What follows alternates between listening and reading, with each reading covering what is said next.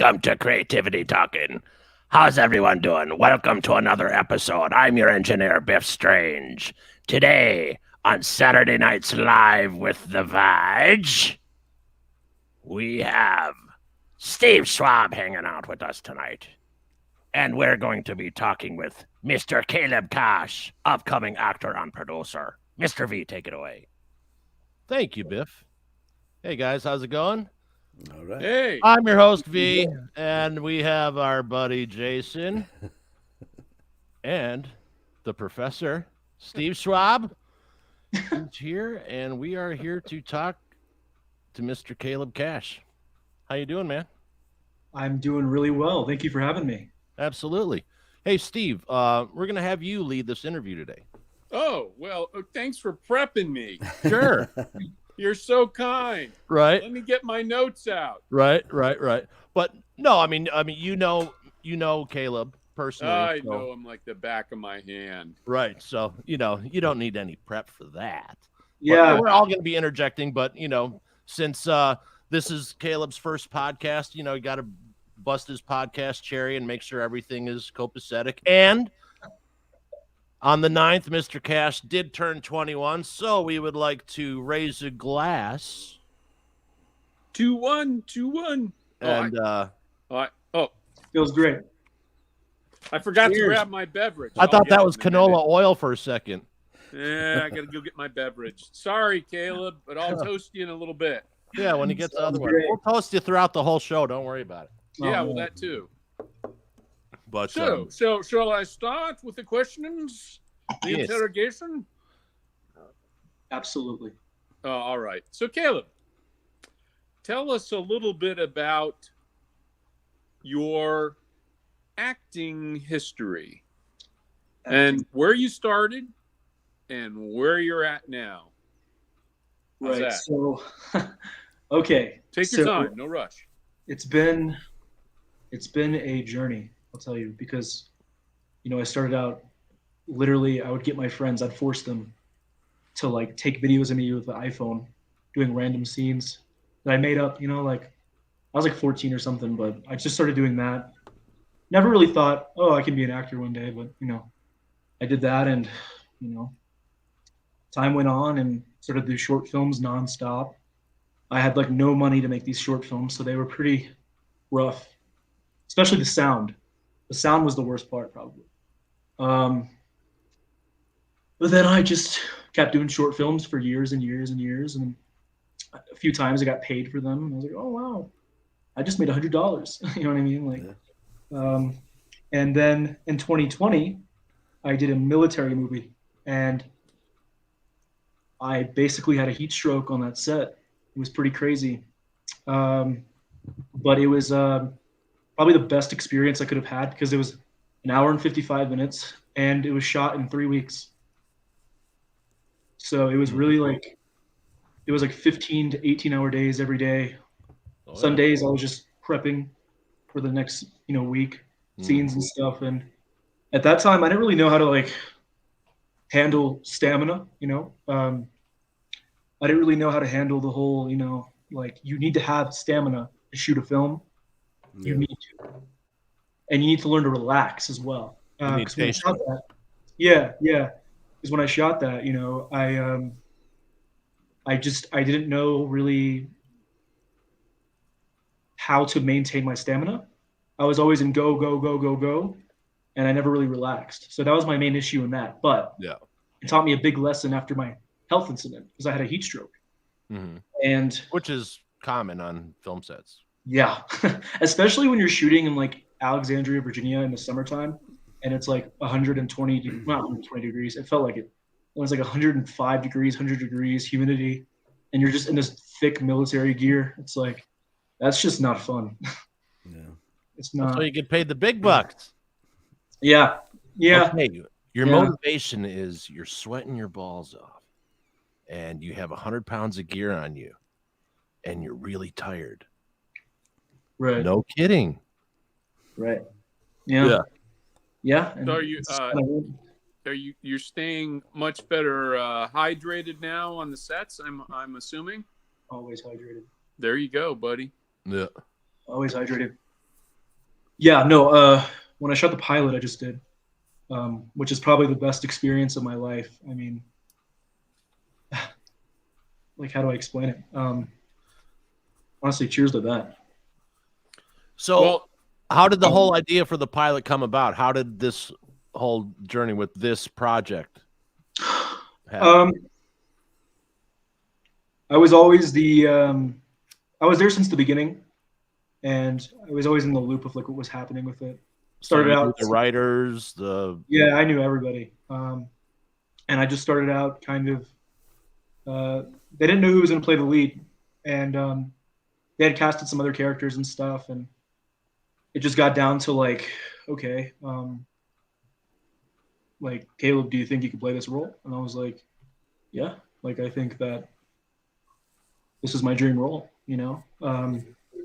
And, you know, the director, his name is Jacoby Dempsey. He's so brilliant. But yeah, it's been a journey. But I had to learn kind of so much before filming. I had to learn how to kind of do stunts a little bit. I didn't do every stunt I did, but I did most. I had to learn how to sword fight. I trained for 4 months with this guy named Terrence Rotolo. He's a stunt coordinator, trainer, actor as well. But he's done a lot of movies. He did like Master and Commander and stuff. and what style of sword fighting did you study? Well, we were doing more of a medieval kind of like Templar style. But here's the interesting thing. Two-handed broadsword.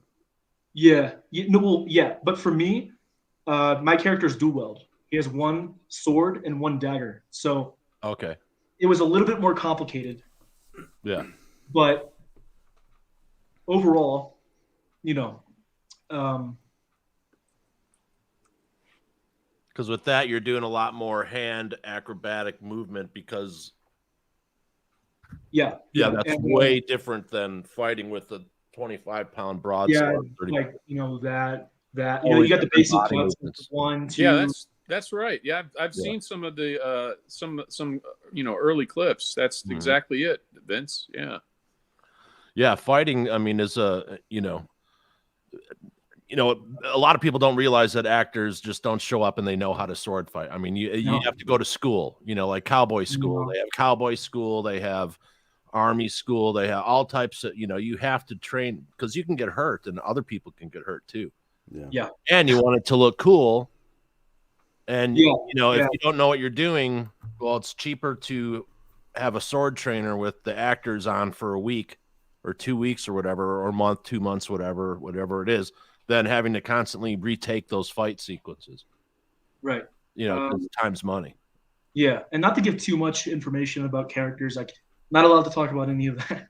But you got a lot of different styles. So every actor that was training every actor, actually, every single actor was training different style. Okay. Like completely different styles. And this is a fantasy based. Yeah. And so our trainings were all very different. Like we were all doing different moves. Our blocking was all different. We had different combinations that would work for some of us because everyone's very different. And that's the thing I love about it, really, is it's very different. Like each character is so different from each other, and it makes it more entertaining, and it makes it funner to watch them interact with each other, especially when they fight. Right. So yeah. Yeah, because if you're mixing in hand-to-hand combat with the character that you have has two different. I mean, there's a lot of choreography and a lot of cooler stuff you can do while you're distracting the camera with this other thing while getting close in and grappling. And on screen it looks a lot more intricate and like it's more of a dance. Oh yeah, no, literally, it's literally a dance. Yeah, I mean, it's literally a dance. I mean, there were some moves we were doing that were like kind of like, oh, am I gonna get hurt? But like you practice it enough. Right. And you hope you don't get hurt. Yeah, that's why. No, you do. And I mean, in these battle scenes, the way they were shot, especially like the one-on-one combat, you really feel like you're at war. Like you really feel like you're just in the thick of it. Yeah. And It's been a lot like that. You know, me and Jason were both students of Steve's, and in the morning we'd see him going through the hallways, and he'd back. Right. No. Yeah. That was that No. before my coffee or after? Yeah. I don't know. No, that was before. Yeah, that was I don't think that's coffee, Steve. Yeah, it no, may no. not have been. But, Did you get it from the guy in the corner? Hey V, Yo. I'm gonna post that link real quick. Is that cool? Yeah. I put it up on Creativity Talkin Facebook. Perfect. Let's see. We might have an internal. This you guys see that? Oh, there's a private chat. I also just posted the link in private chat, Caleb. Oh, you sent it to me in a private chat? Well, on actual StreamYard, but it's also up on YouTube right now and Facebook Creativity Talking page. Gotcha. So YouTube.com. All right. But look at Jason; he trimmed up his beard. Look at that, getting Wow. fancy. Hey, he looks like he could be in it. He looks like he could be in it. Yeah, unfortunately, Jason's kids lost a grandparent last week, so Oh. We had a funeral today, so yeah. Oh, sorry to hear that. yeah. So little cheers to 95 years strong, right? That's right. Wow. Yeah. That's a good long life. Yeah, absolutely. Yeah, sure did. Yeah. Especially having to put up with Jason. Yeah, for a period of time there. No, I'm just kidding. Yeah, briefly. No, Jason's a great guy. But look, Steve's got a new haircut, rocking it. Hey, thanks. Nice. I still wish I had hair. Yeah. Sometimes I see someone with a haircut. I'm like, it'd be nice to actually go for a haircut. Right. Well, you can go in for a beard trim, right? Yeah. Cut my facial hair, will you? Yeah, right. I could definitely go in for some trim. Every man jack. Yeah, so I didn't even know that there was a thing called beard conditioner. Oh, yeah. Really? Yeah. Oh, Can there's you all imagine sorts what of they're like products, in Scotland, like I'm the only 400 one on years this. ago? I'm the only one here that hasn't. Can you pass the conditioner for my beard? Oh, McGillicuddy, are you conditioning a beard, you fat fuck, you? Yeah, I can just imagine, Yeah, it's hydrating with shea butter. Alrighty, guys. So just remember, it's Valentine's weekend. So in case you didn't get a little head this weekend, there you go. But it's comedy. People, relax, release the stick. But, So can you? Okay, so is this a 1 hour? Caleb? For me, I'm honestly good for however long it takes. No. I mean, the show that you were the pilot is a 1 hour fantasy drama. Yeah, it's about a 55-minute. Yeah. Around there. Cool. Right on. Every time I watch the cut, it just flies by. And so, you've got they've got a full cut pretty much going now. Yeah. Wow. There's we had reshoots about almost 2 weeks ago. Yeah. And it's just surreal, like doesn't feel real sometimes. Sometimes I kind of have to, really meditate on it. Because honestly, like the potential of this thing is just like, it's honestly, it went by anybody's expectations, which no one really had any expectations. We just, we knew that, with fantasy, it's very difficult to break into that new spotlight. Because as you know, a lot of fantasy is derived off of books. But So or like other movies. But with this, everybody that watches it, everybody that goes into it, no one knows the characters, no one knows the world, no one knows the what's going to happen at all. There's no clues because there's no other source material that is this, right? Right. That's the main thing that I really love about it, is because I remember as a kid, I was always waiting for new fantasy to come out. And I remember I watched every sci-fi and fantasy movie and show on like every streaming service. Like I was addicted, and when I finished a lot of it, I realized like, okay, they're all very similar, Right. like they're all either they're from like Greek mythology, they're from Egyptian mythology. Well, yeah, it's all the hero's journey. I mean, Joseph Campbell. So what everything. does what's the mythology genre that you would use to describe for this show? How would you explain it? Which mythology might you use?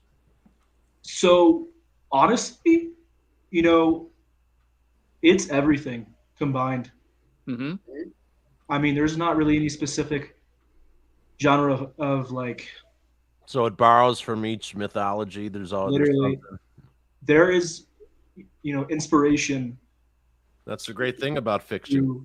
And there's inspiration through every culture, and that's another reason why I think people are going to love it, is because they're going to be like, oh, that's blank. Oh, that's blank. Whoa, that's wow. You know what I mean? So it's like, and the writer, kept that in mind.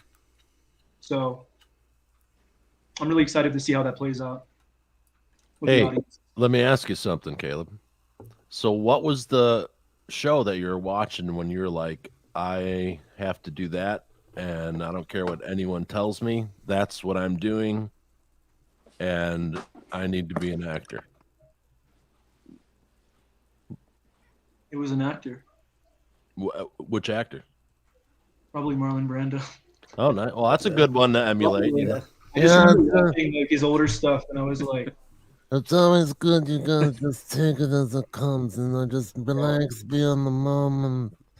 So what they're gonna do, they're gonna put lines all around the set for you. So you just walk up there and you just look brilliant because you're actually reading, but people think you're thinking. Yeah. Marlon Brando, man. Crazy. Cheers to Marlon. Cheers to Marlon. Absolutely. Cheers to Marlon. And, I just remember watching his movies.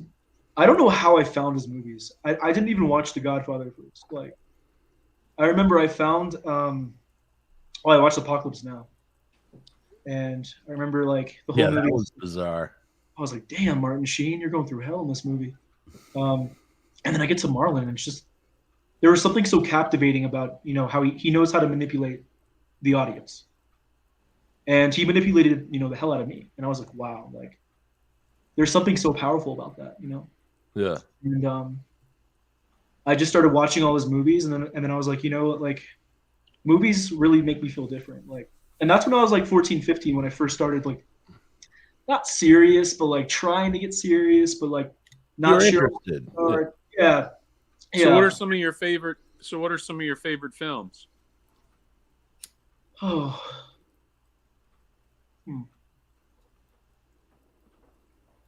Favorite comedy? Favorite films. I think I can tell you favorite films. Favorite comedy? Yeah. Is The Wolf of Wall Street a comedy? It could I be don't know. satire. Yeah, but yeah, it's comedy. Yeah, it's satirical.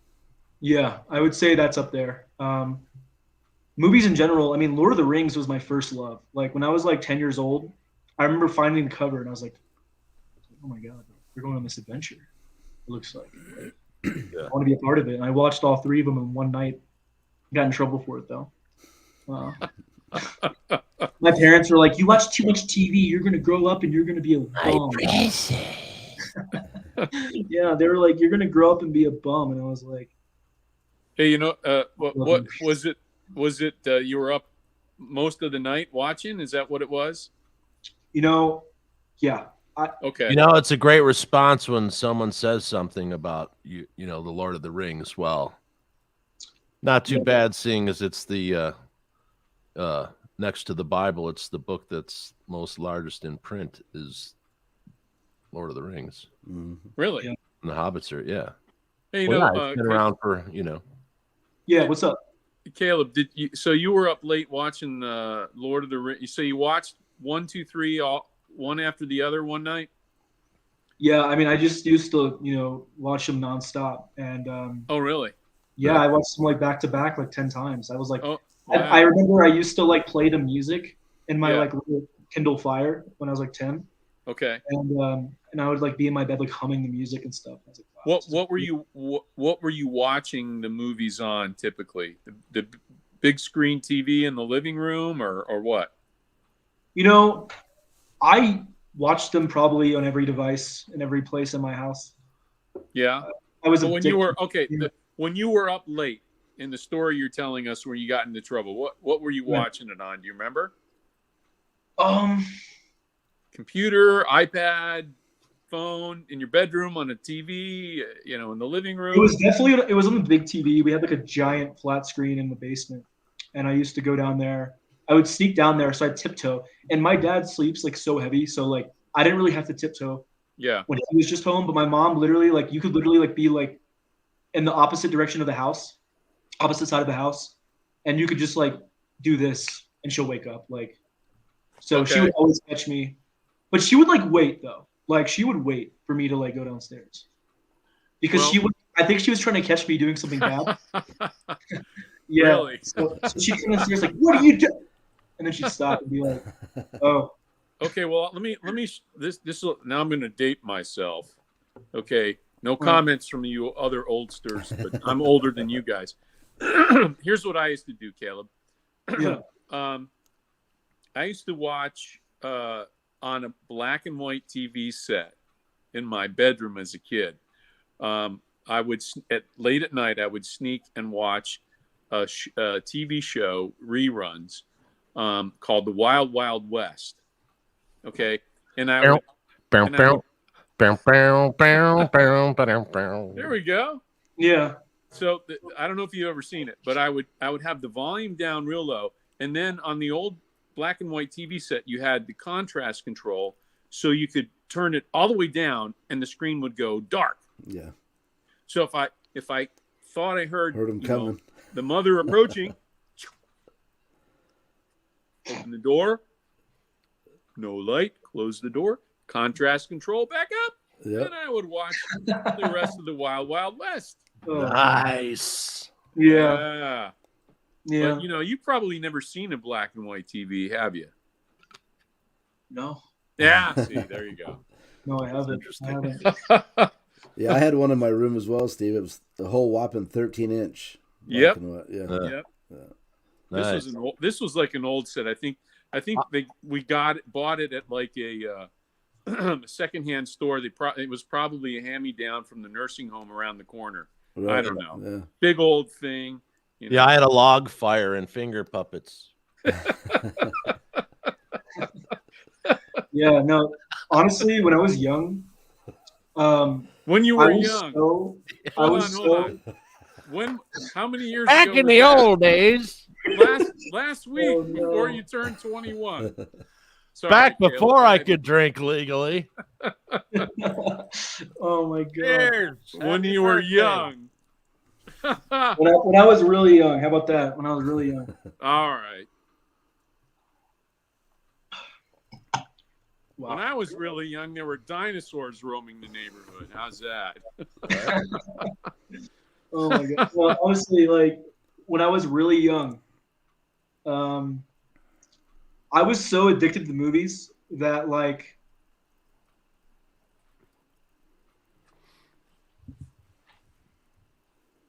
during math tests, like I remember when I was 11, I had to go to the principal's office because I would always like not do my tests.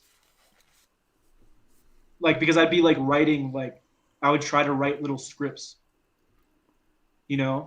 and like when I was 11 years old, like I would go on YouTube and I would watch like these like little videos of like people would like shoot these toys moving, like a Lego man or something, like walking, and they do it like frame by frame to where like they would shoot it one time, and then they move the Lego, shoot it again, move the Lego. Sure. Yeah, Shoot it stop again. And it was like motion. stop motion. Yeah.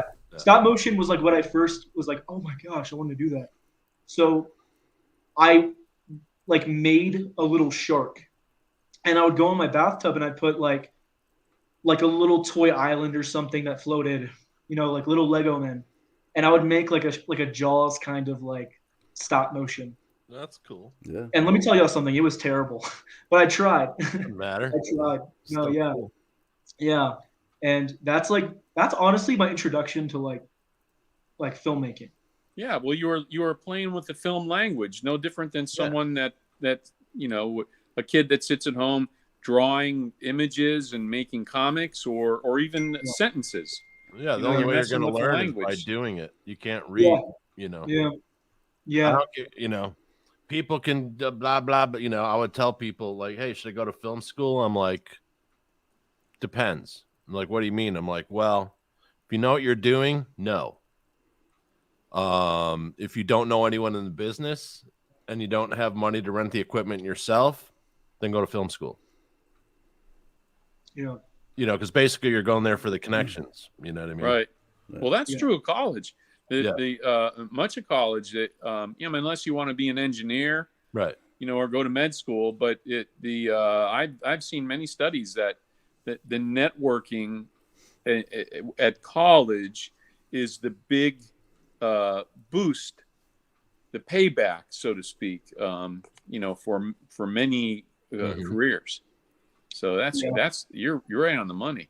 Yeah, in the whole vaudeville, you know, the Creativity Talking podcast family, they're all from. We're all Steve's students. We all went we're in the same building at the same time, 30 years ago. You know what I mean? That's not a lot. You know, a lot of people. When we were kids, right? Yeah. Right. When we were Yeah. when we were young, when I was back younger, when this was dark, or actually it wasn't even on. Yeah, Right. Caleb, back when I first got my bald spot. You know? Back when it was just a spot. Yeah, literally. Caleb, Yeah, did you read the Lord of the Rings books? I tried. Yeah. When I tried to read them as a kid, I was not intelligent enough to like really understand what I was reading. Yeah, you know, I tried The Hobbit when I was a kid, and I just couldn't get past it. I mean, I just it wasn't my cup of tea. I liked other stuff, you know. Yeah, military I wasn't a history big fantasy guy. I was, but I wasn't. Like, I liked the Narnia series. Yeah. You know, totally loved the Narnia series. I even wrote one. Yeah. You know, when I was in 5th grade. That's somewhere, you know. But no, I mean, to me, Lord of the Rings, it's 3 movies about people walking. Like, Jesus Christ, take a cab, do something, get on a horse. You know, Walk.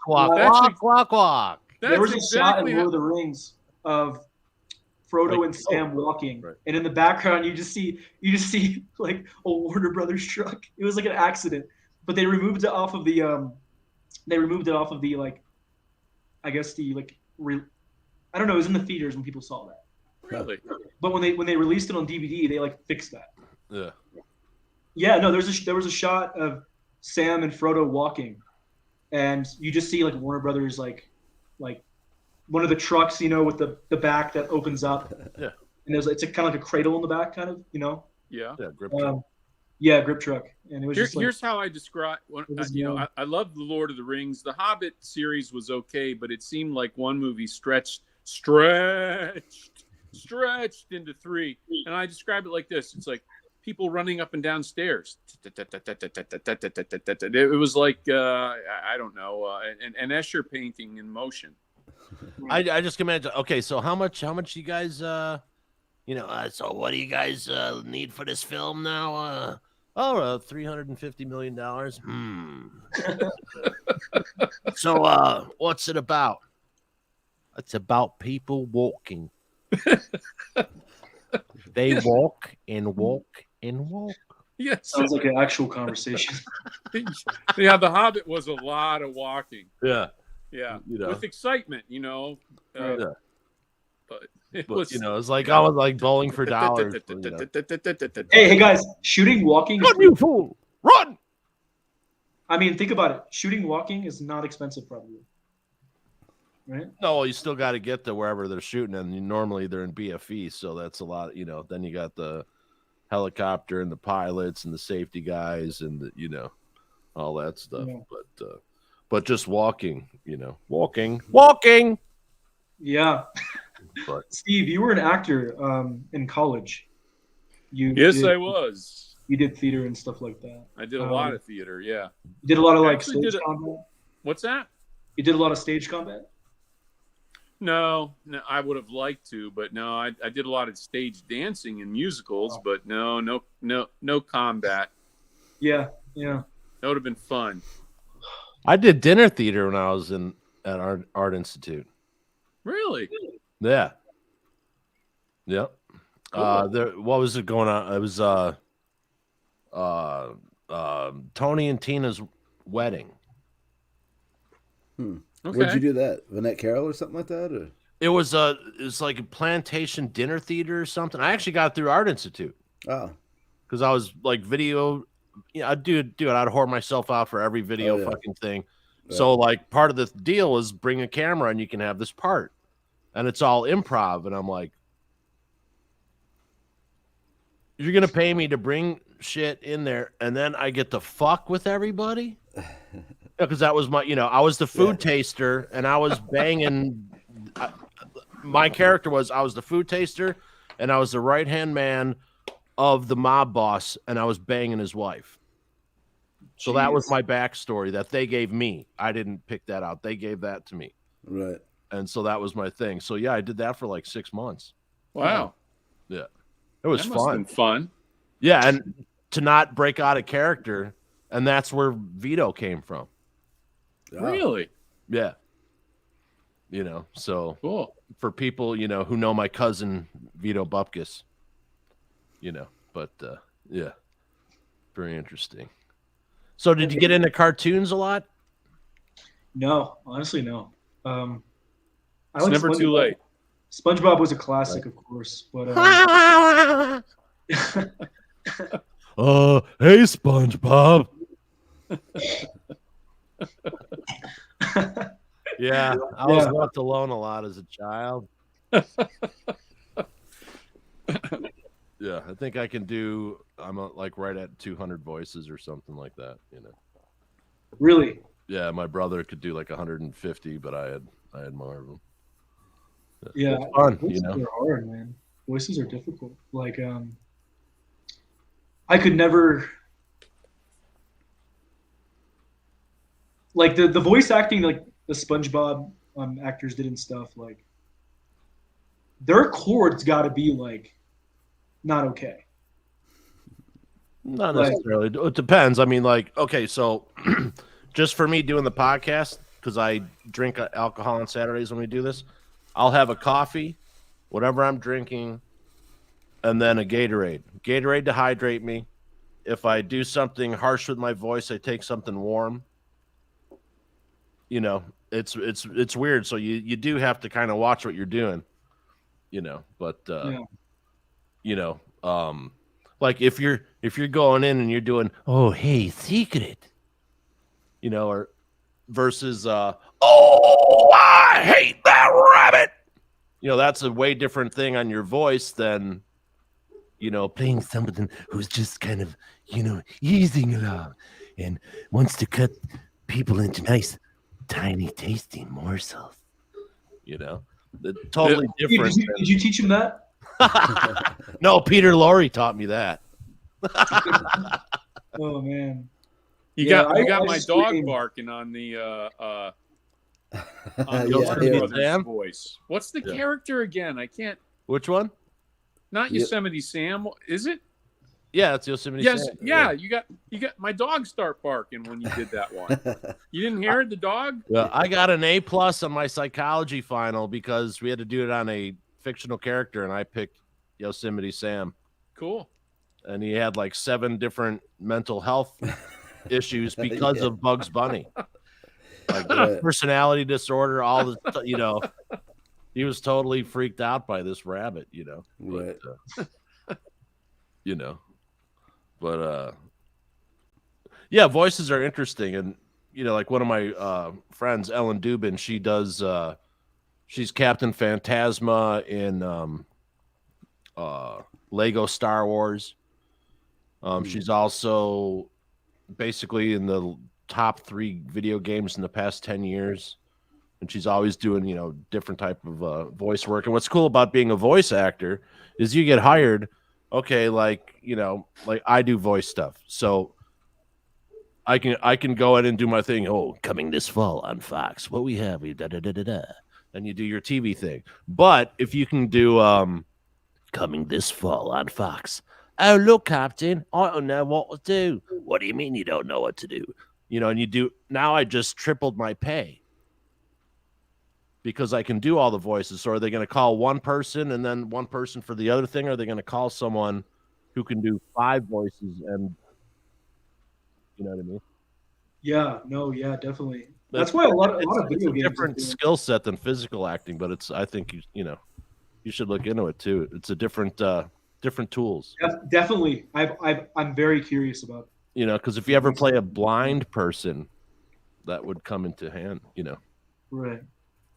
Right, definitely. And one of the things I realized when I got deeper into acting is that I remember a short film I did like 2-3 years ago or something.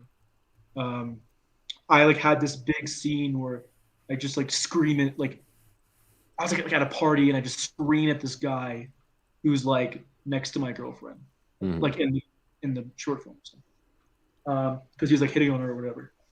And I remember just going, like as loud as I can, like, and I ended up getting like my throat. I couldn't like talk for like 2 to 3 weeks. Like, wow. I like strained it really badly, and because I thought like I'm just gonna scream, I'm angry. I'm just gonna scream as loud as I can, like, and the audience is gonna believe me, because I'm screaming as loud as I can. You know what I mean? And I learned from that, because then after that short film, I was like, you know what? I need to learn how to like control my voice when I'm on screen. Let's preserve it. Yeah, preserve your voice too. If I'm screaming at somebody, if I'm screaming at somebody, it's like I need to learn how to make it come from my gut and not from my throat. Right. Because if it's coming straight from here, you're screwed. If it's coming you have chest voice, you have head voice, you have throat voice. I mean, yeah. When you're selling intense anger like that, when you're selling intense anger. Singing lessons? Did you ever take singing lessons? Mm-hmm. No, I never. No, never. Yeah. The reason I asked that is because it's great. My voice coach. I took singing lessons, and my voice coach taught me how to breathe differently. Yeah. Not only how to get how to inhale and exhale properly when I was singing, but helped me to breathe better, differently, and it really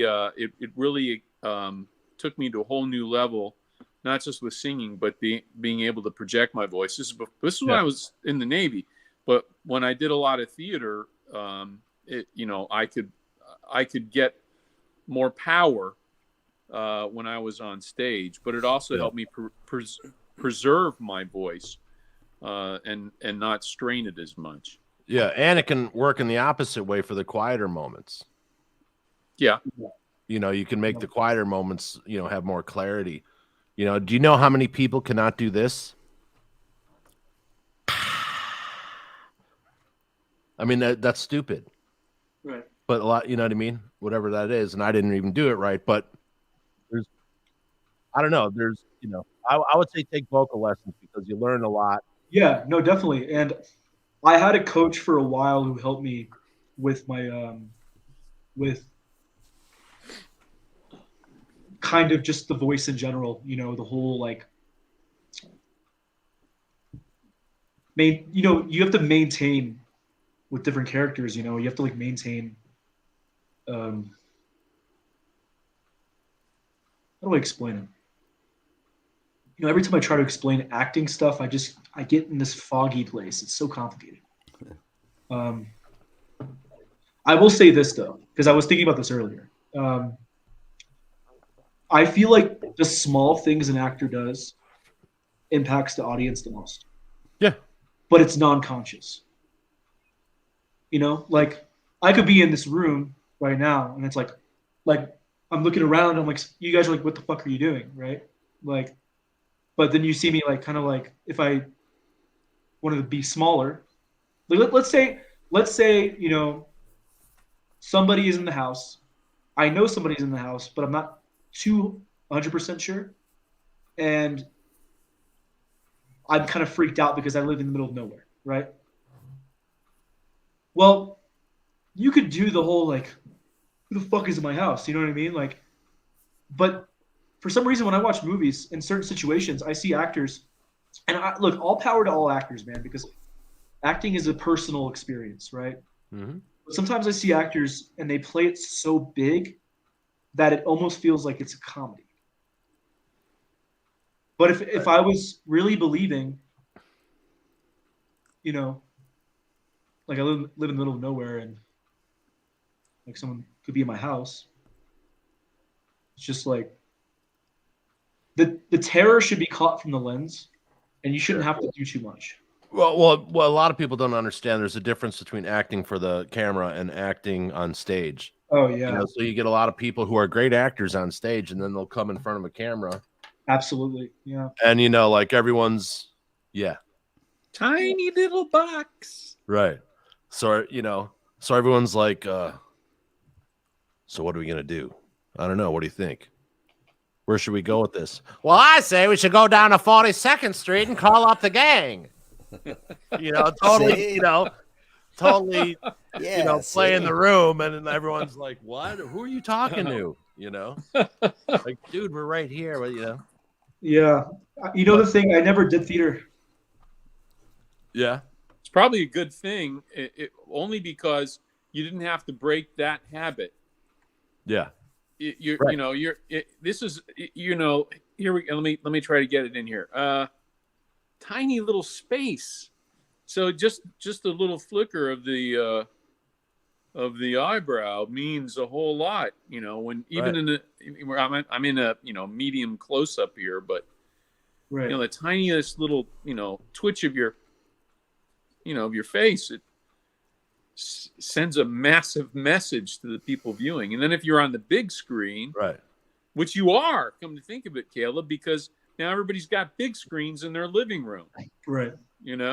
So Jack Nicholson's raised eyebrow did more for his career and films than Right. It's just the little moments. Like he raises his eyebrow and he's he's God. Yeah.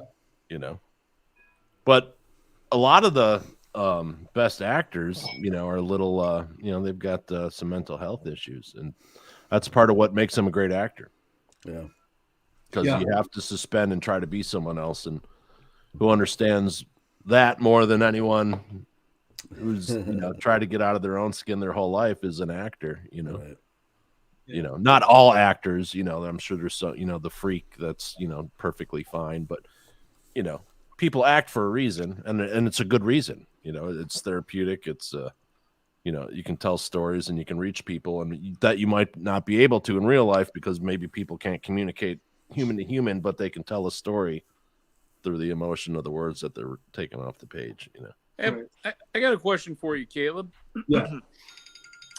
So, what was the culture transition like, moving from East Coast Virginia to West Coast Los Angeles? Tell us a little about that. Wow.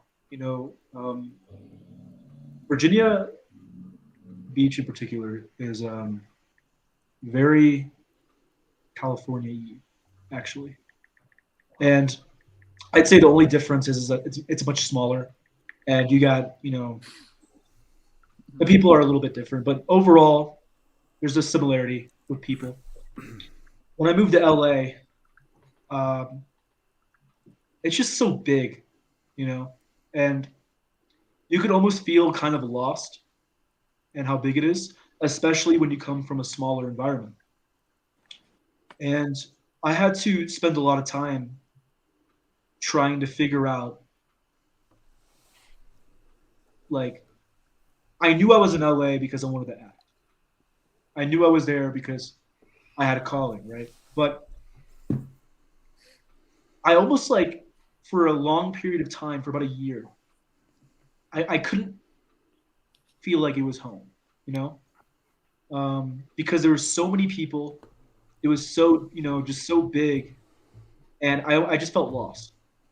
And I didn't know where to go, where to start. And then obviously when the lockdowns happened, you know, there was a lot of, you know, like what's going on? You know what I mean? Like, and so it's a complicated subject because now LA feels very natural to me. When I'm in LA, I don't think I'm in LA, you know, like I think like, you know, this is home. This is where I work. This is where I've been able to be fortunate enough to build, you know, a career, you know, slowly. Yeah, just a lot of blessings lately, you know, and kind of had to go through a lot of time of self-discovery, you know, because they say like 18 and 19 and 20, those are years where you're just like, you're just trying to figure out kind of like where you're going in a way. And when I was 18 versus like now, it's just crazy to me how much more clear so much, you know, is. So Give it another 10 years and nothing will be clear. Yeah, I'm 50 and I still feel like I don't know where I'm going. Right? Bunch of Yeah. youngsters. Right? Exactly. You're all a bunch of kids. Come on. Right? I got it all figured out. Yeah, no, you never do, Oh, really. do you now? You never do, honestly. You never do. Yeah. It's a constant journey of like over this mountain, down this mountain, through the valley, you know, through the river. It's like the Hobbit movie. Under the water Like the sometimes. It's like the Hobbit A movie. lot of movies, yeah. Up Literally. the stairs, down the stairs, up the stairs, down Yeah. the stairs. Meet a Yeah. dragon, meet a monster. Silver and That's gold. what makes it such a Silver and gold. Mm-hmm. Oh, my whole family, we grew up, it was Hanna-Barbera Central, you know, because back then, you know, as Steve would remember, you know, we had 3 channels, right? And Wow. Saturday, Yeah, we if had you were in a all- large market, yeah. Yeah. well, on Saturday, you'd have the best fucking cartoons ever, the Hanna-Barbera lineups, you know. Yeah, hold on. Caleb, do you know what Hanna-Barbera is? Yeah, No. come on. See, you got it. Okay, I'm- see, you Steve, I'm have just to, too young, man. I'm just too young. we need to translate the, you know, Okay. old Hanna- dinosaur media language Hanna-Barbera. for him. Gee, what do you say, son? Gee, I don't know, Dad. What should we do now? Let's see. Doggy Then there's, Doggy and Doggy Daddy. oh, Gee, I don't know, Yogi. What do you say? hey, Boo-Boo. Hey, Yogi, what about the park ranger? Hey, Boo-Boo, fuck the park ranger. Yeah. And then there was Secret Squirrel. Dude, they had the best cartoons, man, Yeah. you know. But I never saw it. I've only watched like one episode of Tom and Jerry. Yeah. Of what? Oh, Tom and Tom Jerry. and Jerry. That It was a was good the one. great. Hanna-Barbera. but yeah, the original ones with what Chuck, they were great. Yeah. You had Quick Draw McGraw. Yeah. Magilla Gorilla. Hey there, Mr. Ricochet. Ricochet Rabbit, right? Yeah. Yeah. Having some Murgatroyd even. Exit This is what- stage left. This is the entertainment we grew up with, Caleb. Hi, I'm Yeah. Huckleberry Hound. Cartoons. Yeah. This one. Gee, Tennessee, what are we gonna do now? Gee, Mr. Whoopi. Yeah, they were great voices. Man. You know what, Caleb? I know send he you does a lot of voices. I'm very Yeah, impressed. it's pretty good. I'll send you some links for a couple of Hanna-Barbera cartoons, and you know, in your leisure time, you can Yeah. fill your mind. Well, with some of these. here's an older one, but most of the youngins know it because it was a big show. Hank, What are you doing?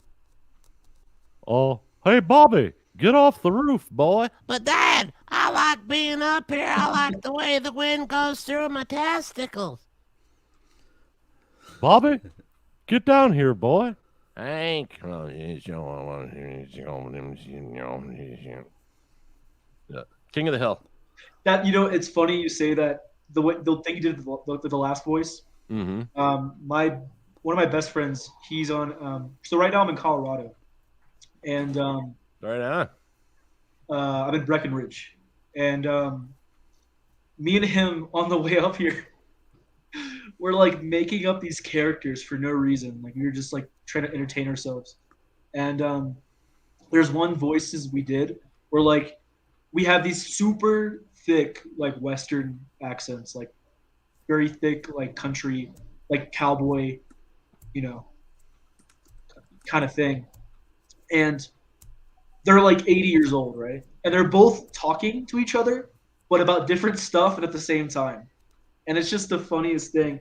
Like the one guy, like maybe he's like talking about going to go fishing and try to find his missing dog or llama or some shit.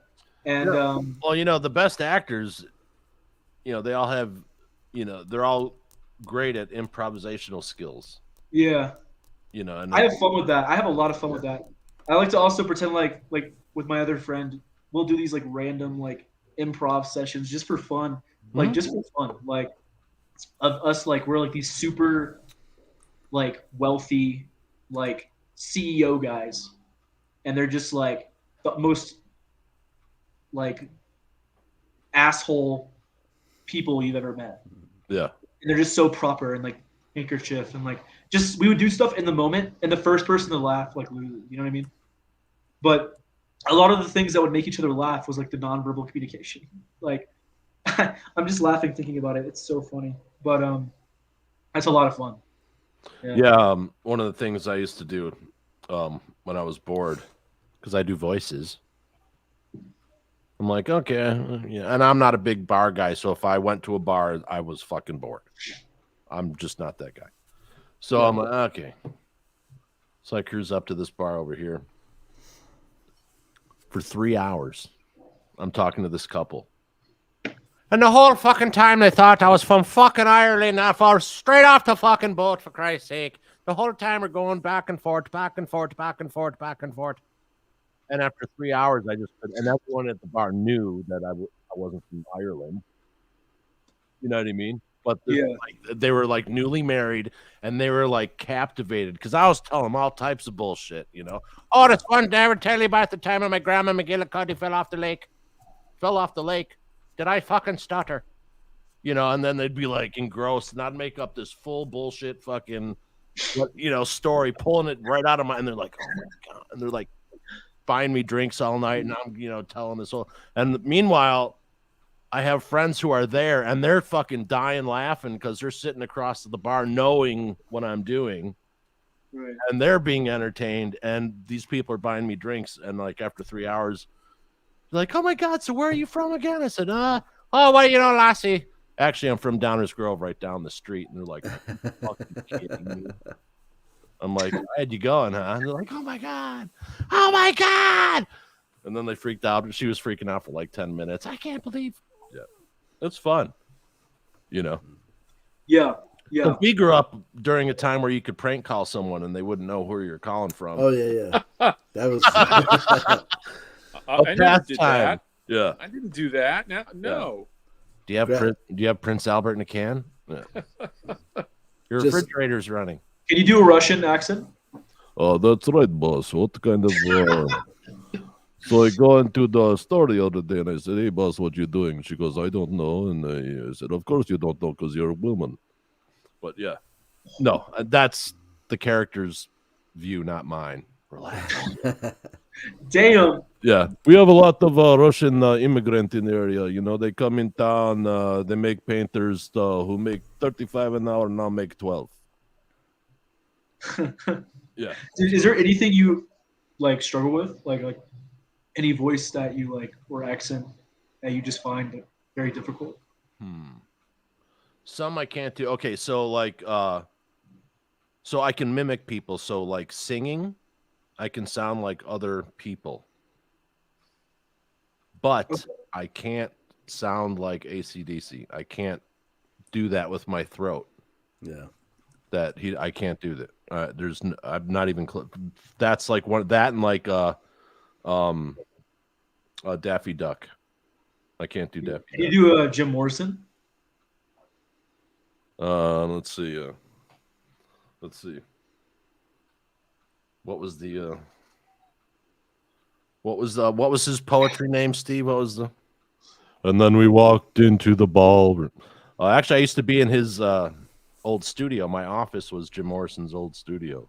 Really? Yeah, I can sing the Doors, but yeah, his voice is so good. yeah. Well, it's all, and just like your relative, I can do I'll draw the line. I'm Johnny Cash. Oh man. So how are you related to Mr. Cash? My dad has those answers. How do you not fucking know that, dude? Honestly, I never believed If it's in your publicity bio, brother, you need to have that answer. Yeah, honestly, I think something to do with my dad's cousin or something, and they came from either Iowa or somewhere else. I forget which state it was. And it's like this whole complicated mess, but like, Of course it is, honey, because it's the South.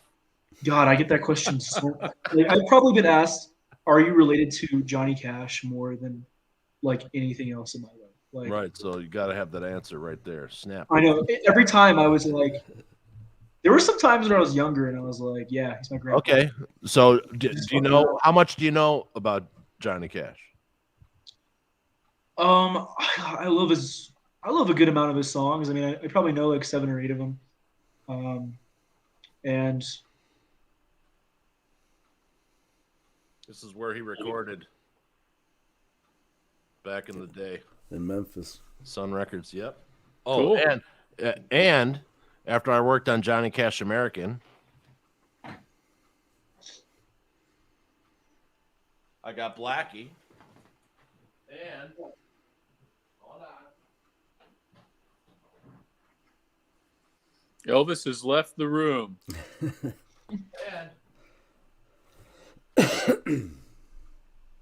there you go. Oh, cool.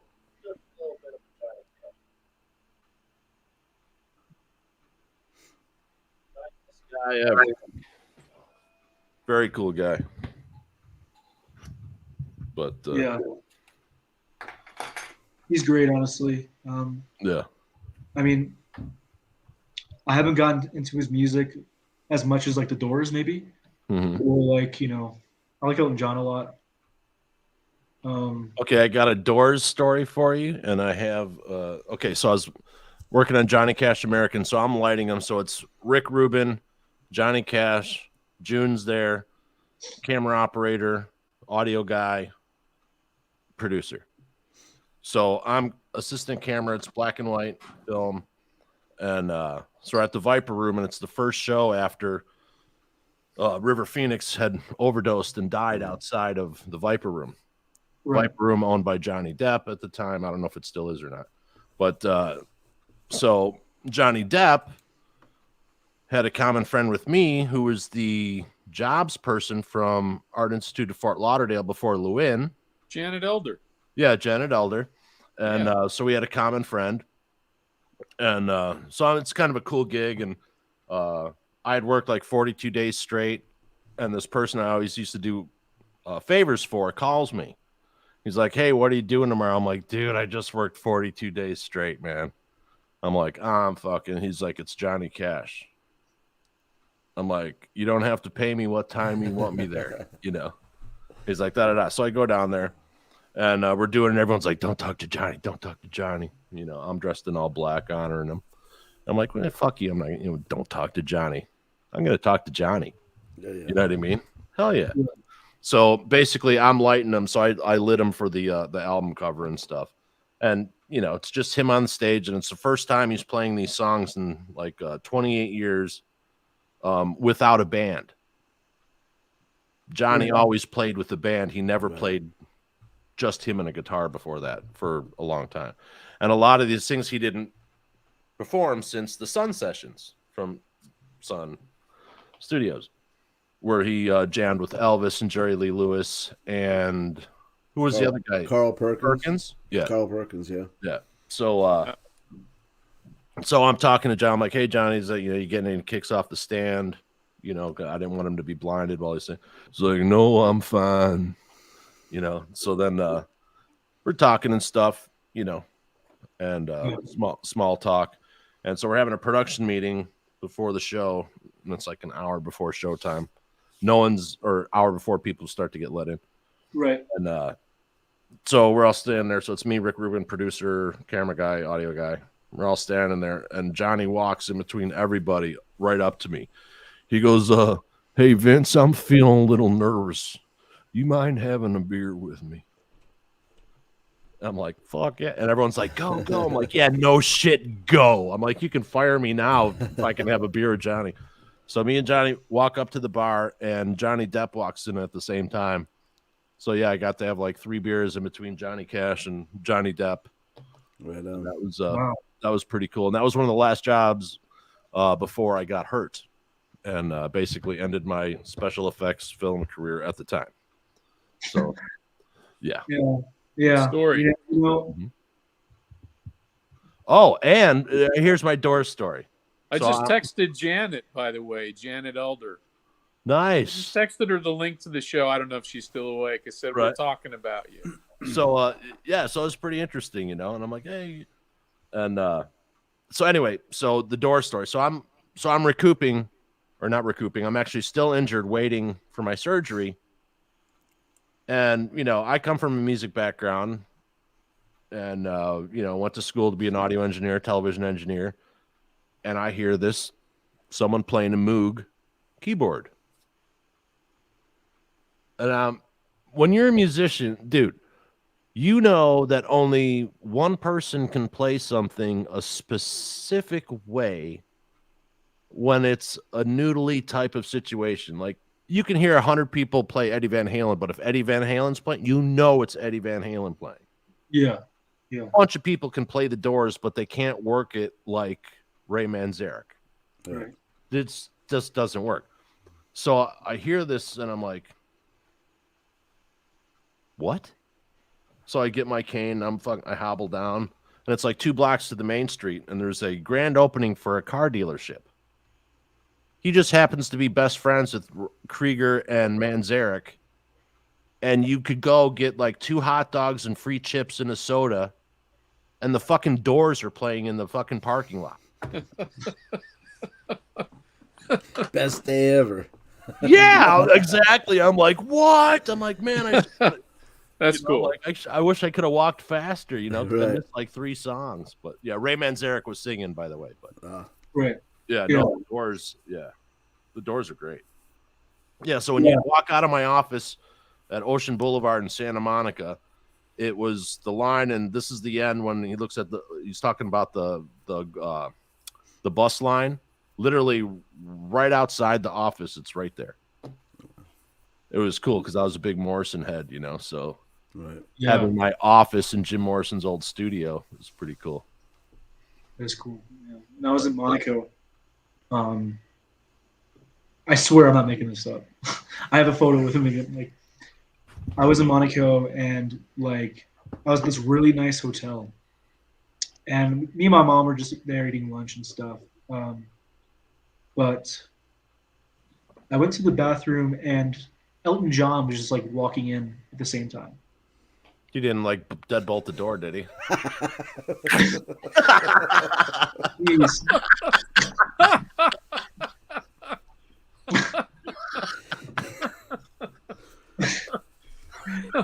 Like, He's cracking himself up. folks. no, like literally, like I just remember, like I was like going to the restroom, and I was like, am I like peeing in the same bathroom as Elton John? Like, I was just listening to his music like the other day, like, and then I just like walked out, and he was walking out. He had these like 4 like huge security. When I mean big security guys, I mean like they look like they came straight out of like Game of Thrones. Like did they go in the bathroom with them? No. Oh, they didn't. Yeah, okay. No, they were just next to the door like a hawk. Like Okay. They were just like waiting, like waiting. Have you for got toilet paper in there? Yeah.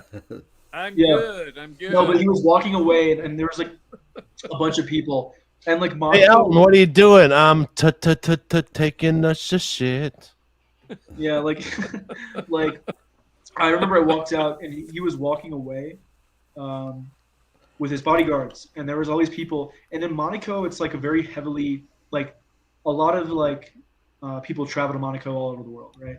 Yeah. And there was people from all over the world because I could see the cultures, like people what they were wearing and stuff, and there was people from all over the world in this hotel, and they all recognized Elton John, and they were like, oh, like in their languages, just like Elton John, like just like trying to walk up to him and stuff, and he was just walking away, looking down, and I kid you not, I just remember snapping a photo of him walking away, and and he had toilet paper stuck to his shoe. Nobody was winking. No, but yeah, he just like Elton John. Steve's got the best laugh ever, man. Every time I hear Steve's laugh, I'm just like. So I have a funny celebrity bathroom story. Oh no! So I have a few of them. Yeah, Steve, you know this. You know where this is probably going to go. A few of these. And more bathroom humor. This is like a weird one where you would, it's not meant to be funny, but it's just a cautionary tale, right? So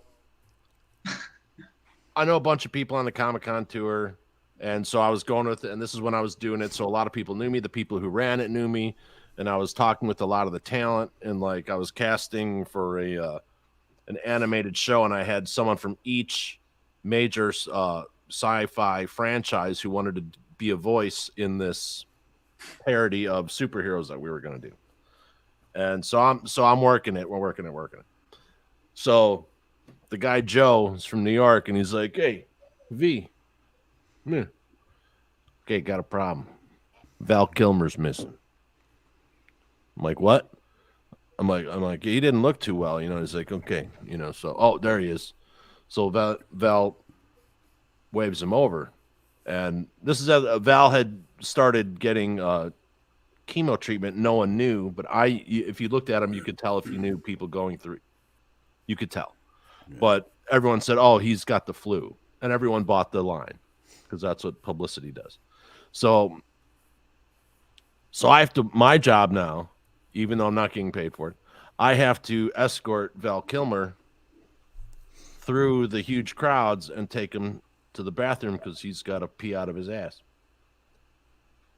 And so we're walking, and Seth's with me and stuff, and we're laughing, because like he's like, "Oh my God, it's Batman! We're taking Batman to the bathroom." So we're waiting out there, and we're waiting, because we let him go in by himself. I cleared the bathroom, and he was in there by himself. And the people start getting nervous. Oh my God, what if he passed out in there? I'm like, "Why don't you go look?" Like, I don't know. Like, what?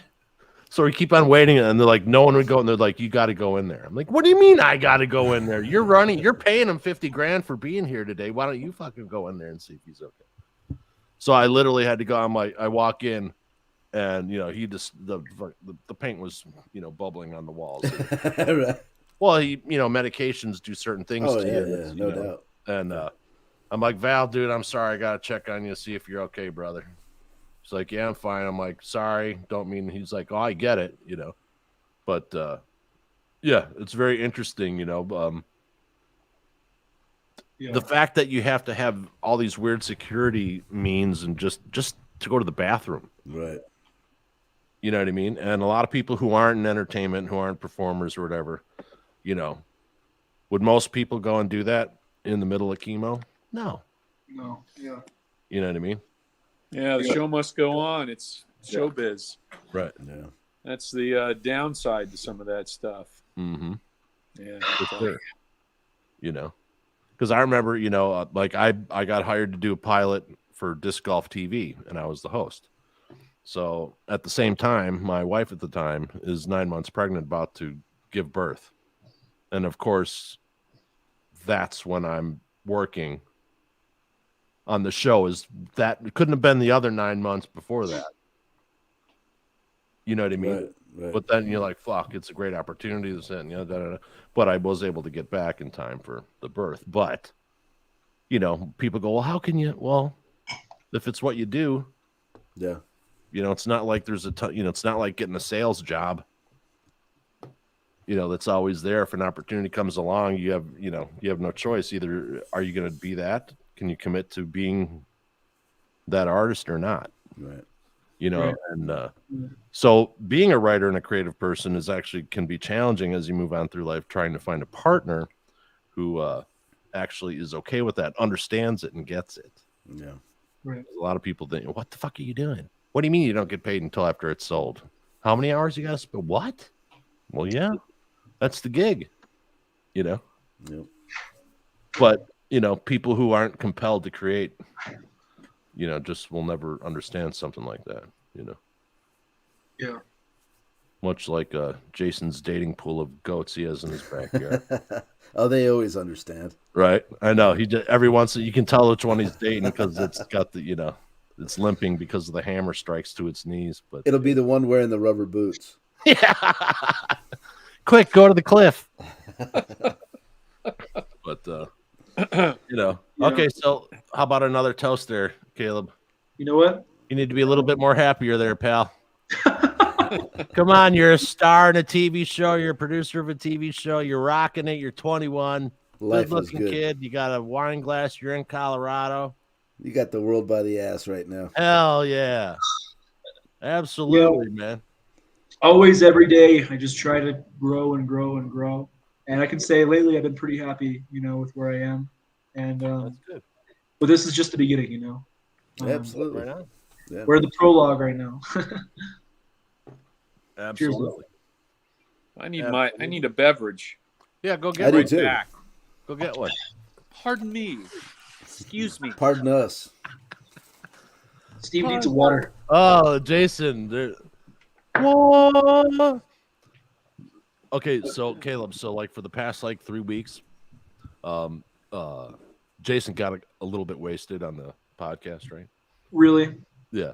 So he puts his headphones down next to the microphone, and it puts this echo effect, wah wah wah, are you do wah wah wah. Right. And so he's giving us shit about it, right? And so what does he do? He puts it down and he leaves for 10 minutes. And it's literally the headphones are right in between the mic. So he did it for 2 weeks in a row. Oh my gosh.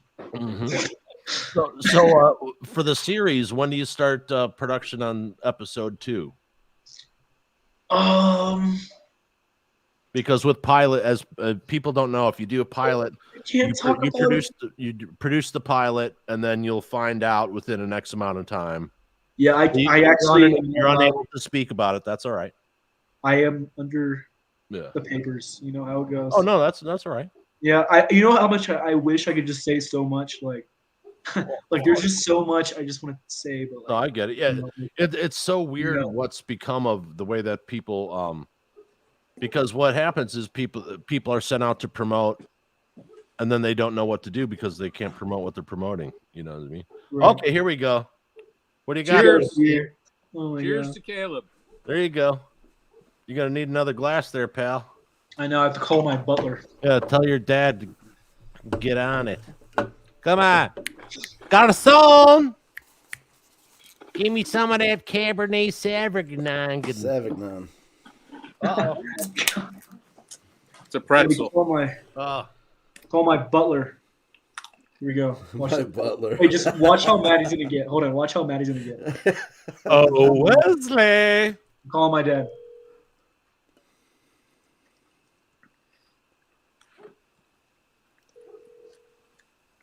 Yeah. Hello. Yeah. Bring me my next bottle of wine.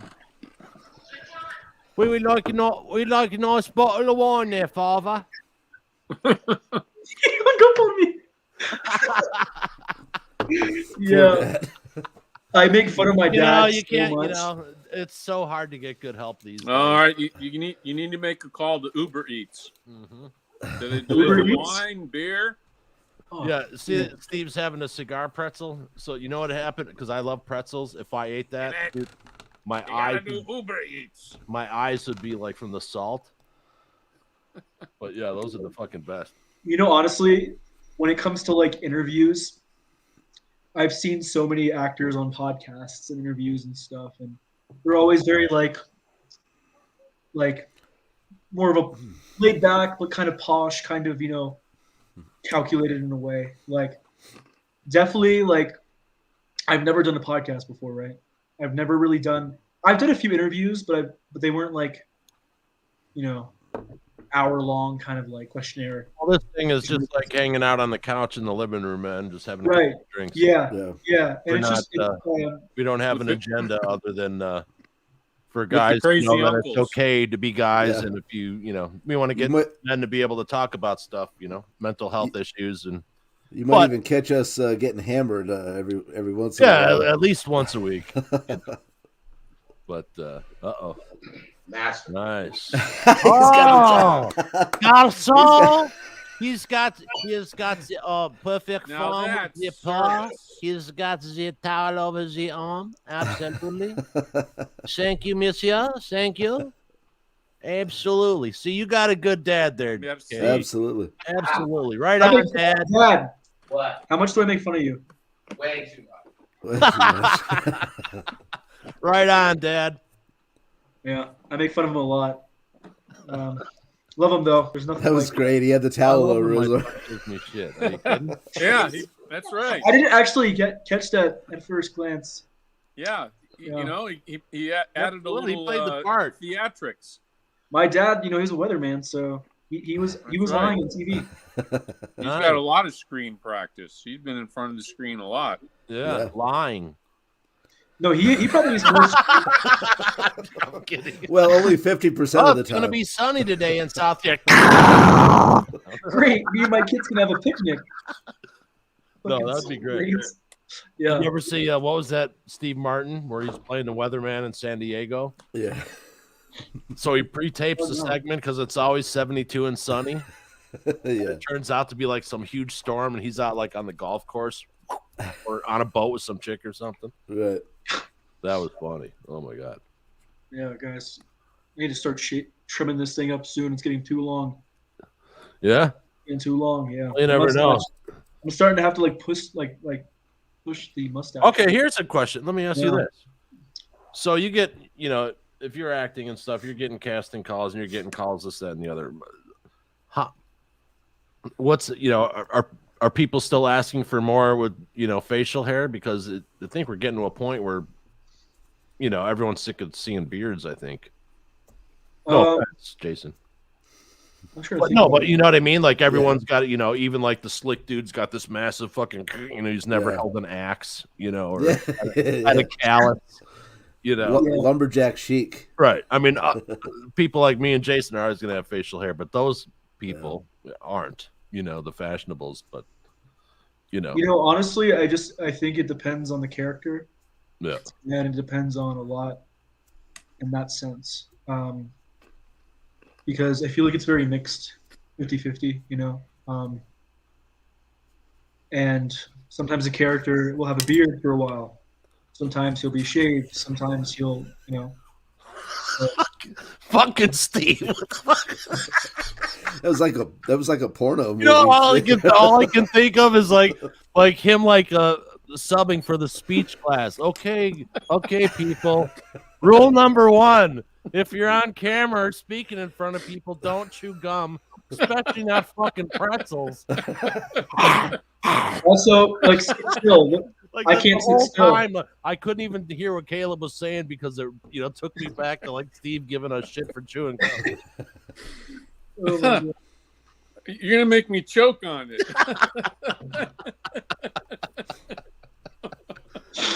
Nice. I don't know. I'm starting to feel this wine a little bit. It's Oh, that's Good. right. That's what it's for. Right on. yeah, it's That means it's chill, working. yeah. You know, Yeah, many great creative pieces have been experienced and built upon said wine. So, you know, I love it. You know, it's Yeah. great. It's great a nighttime beverage. You know, like want to watch a movie. so here's a weird story. We all like pets, right? So Yeah. someone Yeah. we went to school with Yeah. had 2 dogs, right? So a Right. year ago, her poor baby gets diagnosed with this specific type of cancer. Then a year later to the day, her second dog dies of the same cancer. Wow. That's just, you know what I Freaky. mean? That was like so weird. Yeah. You know what I mean? Yeah. But on the same day, Mm. you know, that's bizarre. Bizarre. I've never lost an animal before. Like I've never experienced. Wilson's lost a few gerbils. Fucking remember correctly. Wait. I did lose a beta Maybe it fish. was a ground squirrel.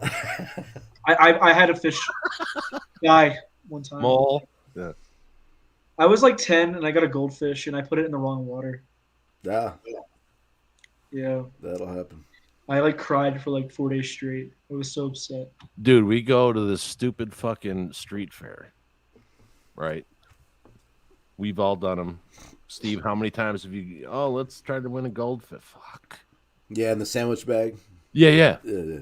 Dude, this thing lived for 6 Oh, yeah. years. Sometimes they do, man. It's crazy. Dude, it was Jeez. like this fucking. It was Yeah. huge, but I Yeah. couldn't believe it. You know what I mean? Like, we spent, I don't know how much money on all the other fish that we had. The stupid fucking Goldfish lived. carnival mutant fucking lived for 6 years. Right.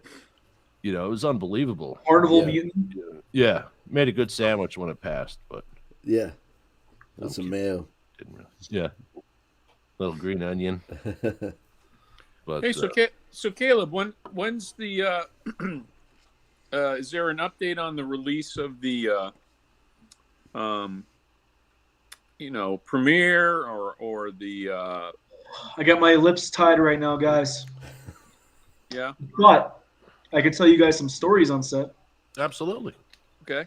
You know, as this thing got bigger and bigger, it's just become a different beast. And now, you know, I can't talk about as much as I, you know. Yeah, we'll have you back on when it comes out. You know, Yeah. when you can. Yeah. For sure. Yeah. So it's a good set story. I have a lot, but I'm trying to figure it out. I'm trying to figure out like what's a good set story without like giving a spoiler, you know? Yeah. How about prepping all the prepping you have to do Oh my for God, the Steve, you heard all role about it. and your shirtless scenes. I mean, that's really kind of pretty wild stuff and interesting. Yeah. So, yeah, Steve, you used to get my calls, and I was like, Steve, like, I'm so tired of this diet. It's so difficult. I actually, a month before filming, ended up burning off like 25 pounds. Wow. Nice. Yeah, I was killing myself. I just lost 15 pounds There you go. on my There you 10% off. I actually go back and forth. Like I kind of like my friends call me a yo-yo dieter, and it's actually not a good thing. It's like I will eat so clean and work out so much for like months, right? Or weeks on end, months on end, right? And then I'll have like a few weeks where I'm just kind of laid off a little bit, laid back, very like I'll work out 2-3 times a week, you know, like eat like 60% healthy, 40% shit, you know, party a lot, drink a lot, like just kind of like let go a little bit. And then I'll end up like gaining like 5 to 10 pounds when I'm done with that. And I'm like, what the hell? So then I get back on the, you know, insane diet, insane exercise. Then I lose it all off and I feel confident again. And I'm like, you know, wow, I feel great now. So cool. And then I end up getting laid back again, too laid back, and I start to get a little lazy and stuff. So one of the things that I am kind of incorporating into going in my 21st year of my life is that I need to have a diet and exercise routine that's not too much, that's not too difficult. I mean, of course, you want to challenge your body. You want to put your body through, endurance, strength, conditioning. But, you got to learn to like go hard, but still be laid back sometimes, but not weeks on end, because you only really go like, oh, I'm going to be lazy for a few weeks when you just like killed yourself for like a month or like 2 months. A few weeks. Oh, I've we've been got lazy. 30 years on us. What the fuck are you talking about? Yeah. I've been lazy longer than you've been alive. You just read my mind, man. Right. I've been I'm like, oh, what? I'm on a 35-year if I eat downhill this- slide. Yeah, now it's like, if I eat this, what are the chances I'm going to shit myself if I eat this? This carrot's gonna kill me. Well, I'm dieting, so now like I have to wait. Okay, 'cause I'm 53. Tensile strength wasn't like it was. So now you're like, okay, but that's weird. Well, how do you know you're losing weight? Well, how you pooping? Well, a lot. Well, you're losing weight, huh? Well, how else is it gonna fall out? Have you ever done like a ketogenic diet? I've been doing some like That's like meat, right? yeah, It's literally like fats and protein. yeah, That's what I'm doing, I think. yeah. Cool. Because like, No. I gave away white bread's out. No pasta. Yeah. You like tuna No pretzels. for lunch. Right. I have sardines. I have a couple of hamburgers and a steak. yeah, And sushi twice. Yeah, it works. I mean, I lost like 40 pounds, I think. Ish. Nice. I don't know how many I put back on. Is that when the here goat fell last off? week, but right. Hey, It's a heavy Caleb, goat. can you talk about your the intense dieting right before the shoots? yeah. When you're playing, okay, how do I not give it a lot? Yeah. When you're playing a character that is supposed to be a beast with dual wield swords, and you're doing crazy stunts, right? And you're jumping off of ledges, and you're fighting multiple people, and you're running through battles, and like when you're playing a character like that. Like a superhero, basically. Yeah. No, I wouldn't say a superhero. I would Or say close. action. Equate it more to a demigod. Mm. All right. When you're playing a character like that, as an actor, not only are you responsible to sell it and sell it successfully through, your choices as an actor, through, of course, just your craft in that sense, but you want to make sure you look like what you're selling. Sure.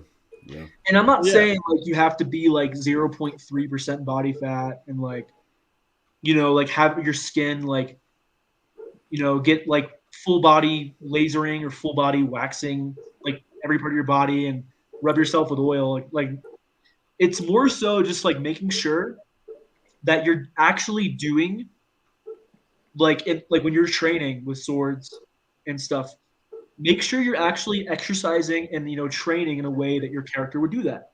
Right. And also eating in a way that your character would do that. My character probably would not want to go, buy a tub of ice cream sandwiches, right?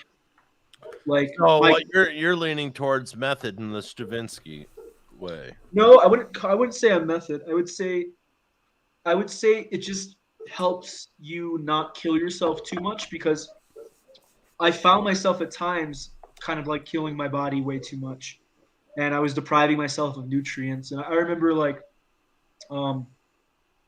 Steve, I'd actually call you and I'd go like I feel terrible, and you were like, well, are you taking vitamins? And I was like, you're right, Steve. And I used to just but you just have to make sure that you're doing things in a way that's going to benefit the overall picture. It's so hard to explain, but it's like, it's not really method though, it's more so just like, you want to be in shape when you play a character like that. Sure. Put it in a simple way. I find it so much more, like detailed because Yeah, well, you're just mentioning that you're actually living like your character, and that's basically method. So, yeah, you know, I like Stella Adler a lot, though. I would say yeah. Well, I like the whole imagination thing. I love the whole pursuit of that. You need the Rambo look. No, I don't emotional, know. Like emotional 0% recall. body fat. Yeah, no, it's It's hard. It's hard on your body to get to. I mean, more than anything, another reason why I was very motivated. I mean, I kind of had to get in shape. I mean, the director was like, he's like, get as ripped as you can, as quick as you can. I was like, okay. Yeah.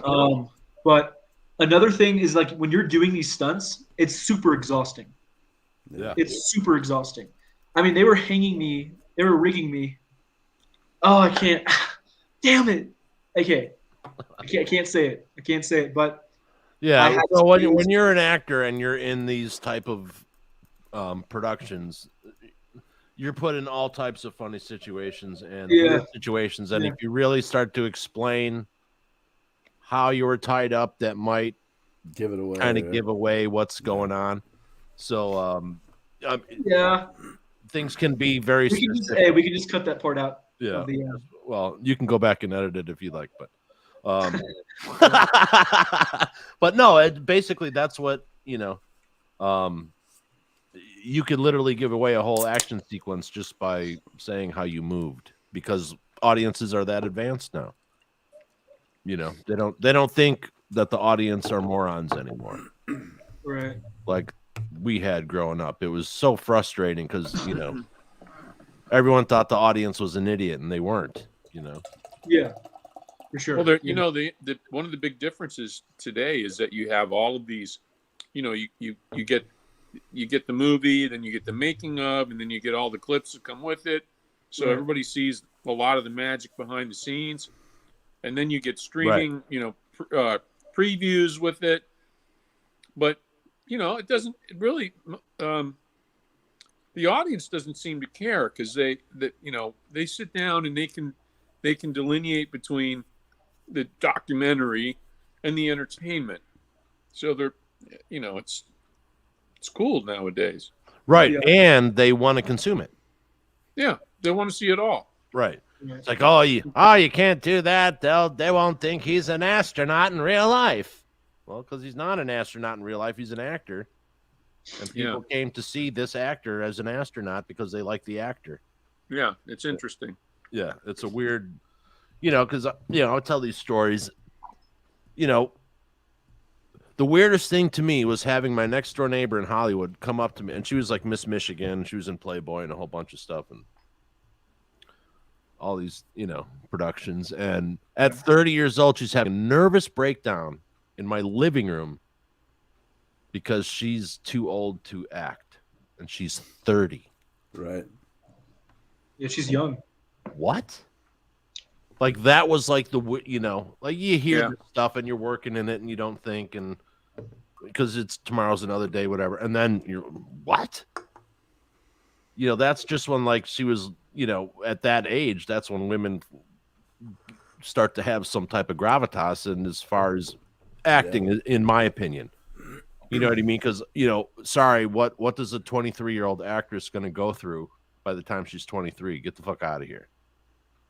You know what I mean? You can't play the divorced stepmother who died, whose husband died in a plane crash. And, no, that doesn't work. But someone who's like 30 or 32 or 35 or 40, that works. But, it was very interesting. Like that was like so bizarre to me, Yeah. Yeah. And, you have like these, old saggy guys, 75 years old with the 23-year-old. Hi. Oh, yeah, that happened in real life. Yeah, it's pathetic. Yeah. So, hey, I want to know what was Miss Michigan doing in your apartment? She's my next door neighbor. Okay. Yeah. Huh? Yeah. Funny story. So, I'm home one of the few rare days, right? And I get this. I would left my door open because I was doing something, and she was getting a tour. And so they're showing the apartment next door, and I hear this, knock. And this chick opens the door and pops her head in. She's like, "Hey," she's like, "Is this building cool?" I'm like, "Yeah, you know, da da da." I gave her kind of the, you know, the lay down of what's going on in the building and stuff. She's like, "Oh, should I rent here?" I'm like, "Yeah, man, it's totally cool." She's like, where are you from? You sound like you're from like Chicago." I'm like, "Yeah." She's like, "Oh, cool. I'm from Michigan." I'm like, "Right on." And so she rented the apartment, right? So I would be home maybe, you know, for a day at a time every 2 or 3 weeks, and I'd relax and I'd crank up the tunes. And I gave her my phone number in case anything happened. Single woman in the building, in case something happened. She's from the Midwest. I'll kick their ass for you. You know what I mean? That's what you do. So she calls me. I'm like, "Oh shit, I'm sorry." She's like, "Is that your fucking music playing?" I'm like, "Yeah." She's like, "Turn it up." Click. And then, you know, that was fine. So then I get to this, I go to this job, and I had to bring something over because we had multiple crews going on. So I had to bring something over to this job. And this job's at a standstill. It's a Mazda truck commercial. And everyone's freaking out. Production's going insane because for 6 hours they couldn't get this actress to work right. And I'm hearing this shit over my walkie and everything else and da da da. So I walk in and I'm like, "Jackie, it's my next door neighbor." Like the director couldn't work with it. Ridley Scott couldn't fucking work with this. You know what I mean? So I walk in, I'm like, "Jackie, what's going on?" They're like, "You know her?" I'm like, "She's my next door neighbor. What do you want her to do?" You know, because I heard like there was problems with the actress. So I stepped in there and I wound up directing the commercial just because I knew the actress who they couldn't communicate properly with. That's Right. cool. So it was very odd. I just walk in randomly and she's freaking out. The production's creep, you know, like so shit like that happens all the time. You know, if you can't literally think on your feet in production, you know, Right. just weird little things happen constantly, you know. Yeah. Yeah. Shooting this pilot was it was crazy. How many shot at the same place, all in one location, or is it About 5, multiple states? we think. Um, All California, or are you in California? all California, but yeah. Am I allowed to say that? Well, yeah, you should be able to. Yeah, no, it was shot here. It was shot here, but it doesn't. Yeah, like it was a good amount of locations though. Yeah. So did you have multiple company moves in a day, or would you shoot one location that day, or because sometimes when you're on a schedule that tight, you gotta kind of boogie. Sometimes there was the same location we would shoot at for a few days. Yeah, because most of the movies I worked on that were for television or movies of the week were 3 days, or 3 weeks. Right. 3 6-day weeks, Right. and you had to shoot basically an hour 45 in that amount of time, take it or leave it. Yeah. Yeah. No, it was multiple locations. Good days, 12 hours. It was great That's though. very long hours. Not really for. Yeah, we do 18s, no problem. Longest day I ever had was 28 hours. Yeah. Yeah. 28 That was- hours. My longest was 16. Yeah, it was for a Japanese beer commercial, and the director the director only had like 40 hours in the States, Wow. and he didn't speak English. So the first AD spoke about 10 words of English. And we have this multiple layering of like these molded we made icebergs and all this stuff, and we've got the big what, like the glass you see in a beer commercial, is the size of a garbage can. It's not this. Oh wow. Yeah. Wow. And just all this stuff. So we had to get all this done. Yeah, exactly. We had to get all this done while this guy's in the United States, and we had 40 hours. So that's why it was 29.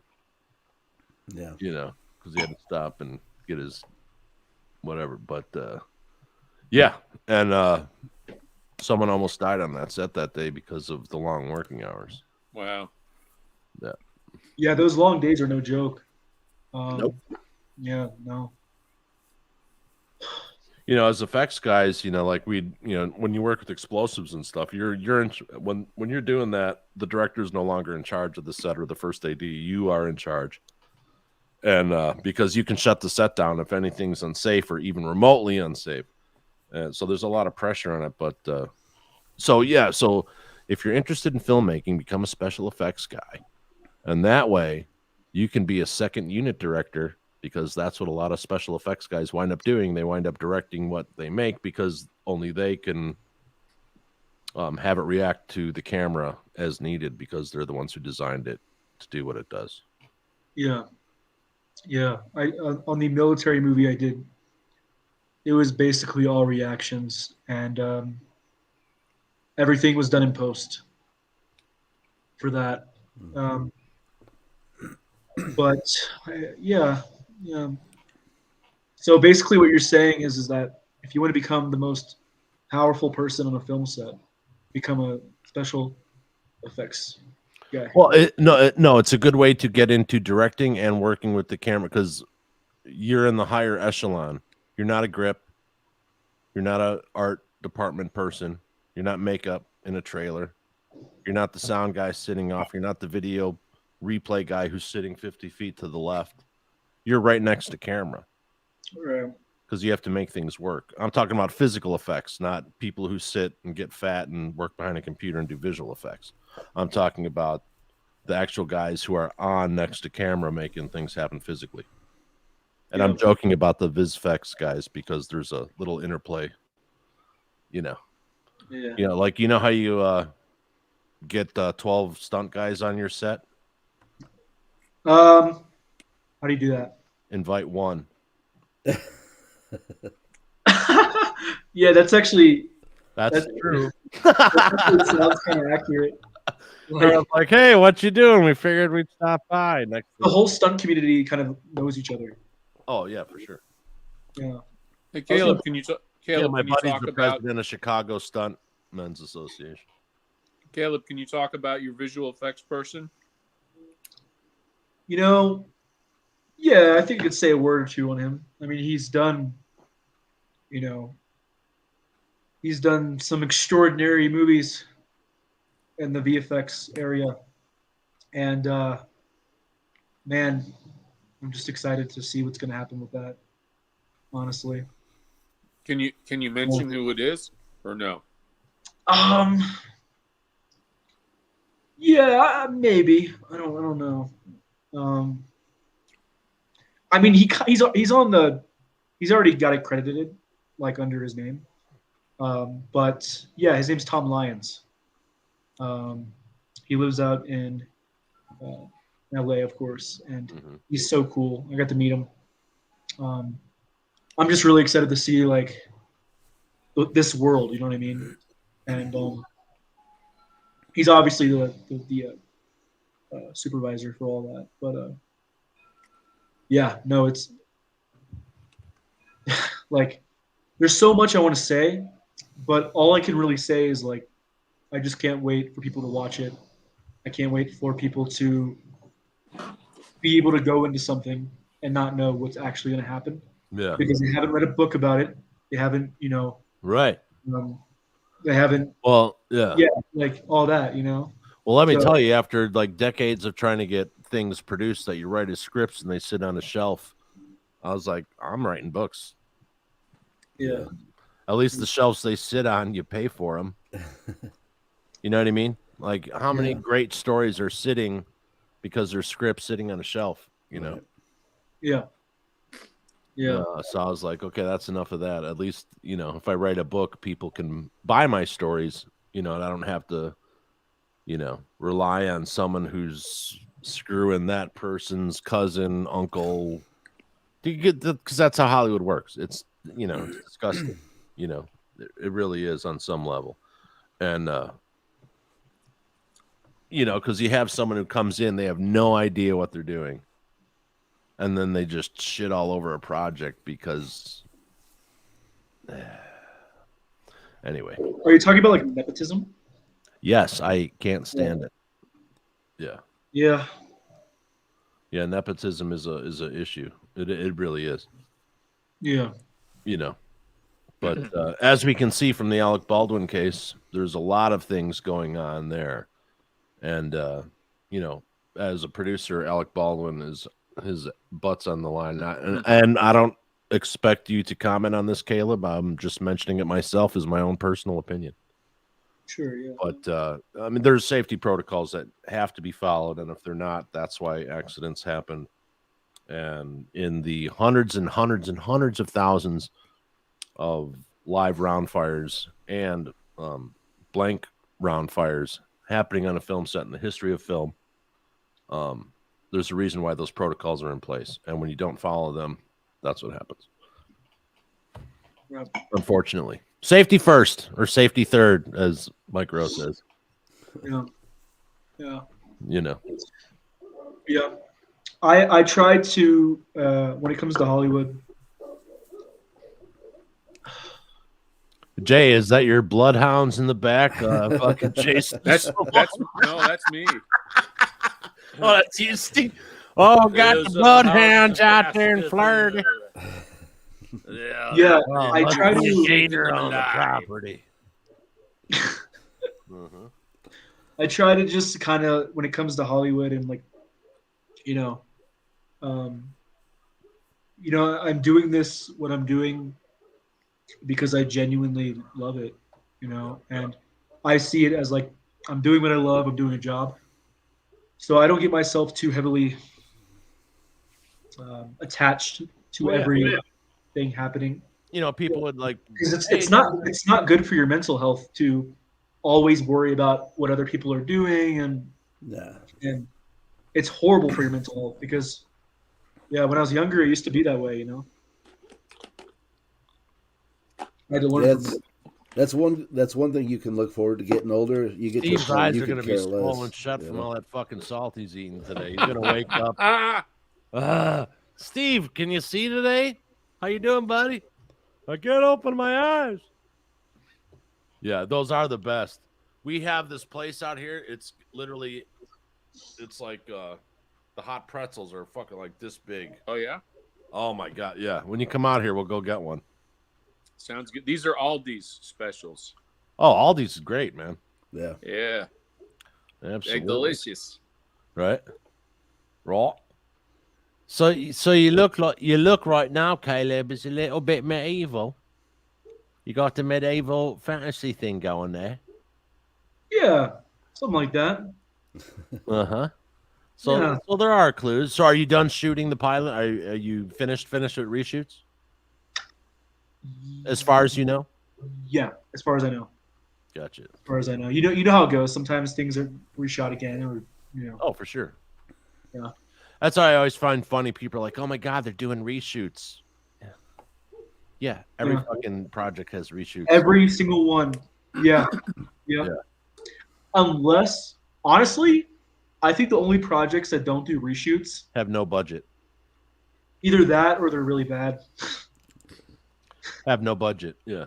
It's funny, like a lot of these, like, because I'll see, like, I'm like, wow, that movie poster looks great. And I love sci-fi, so I'm like always, I'm like, ah. And then you get in there and you're like, what?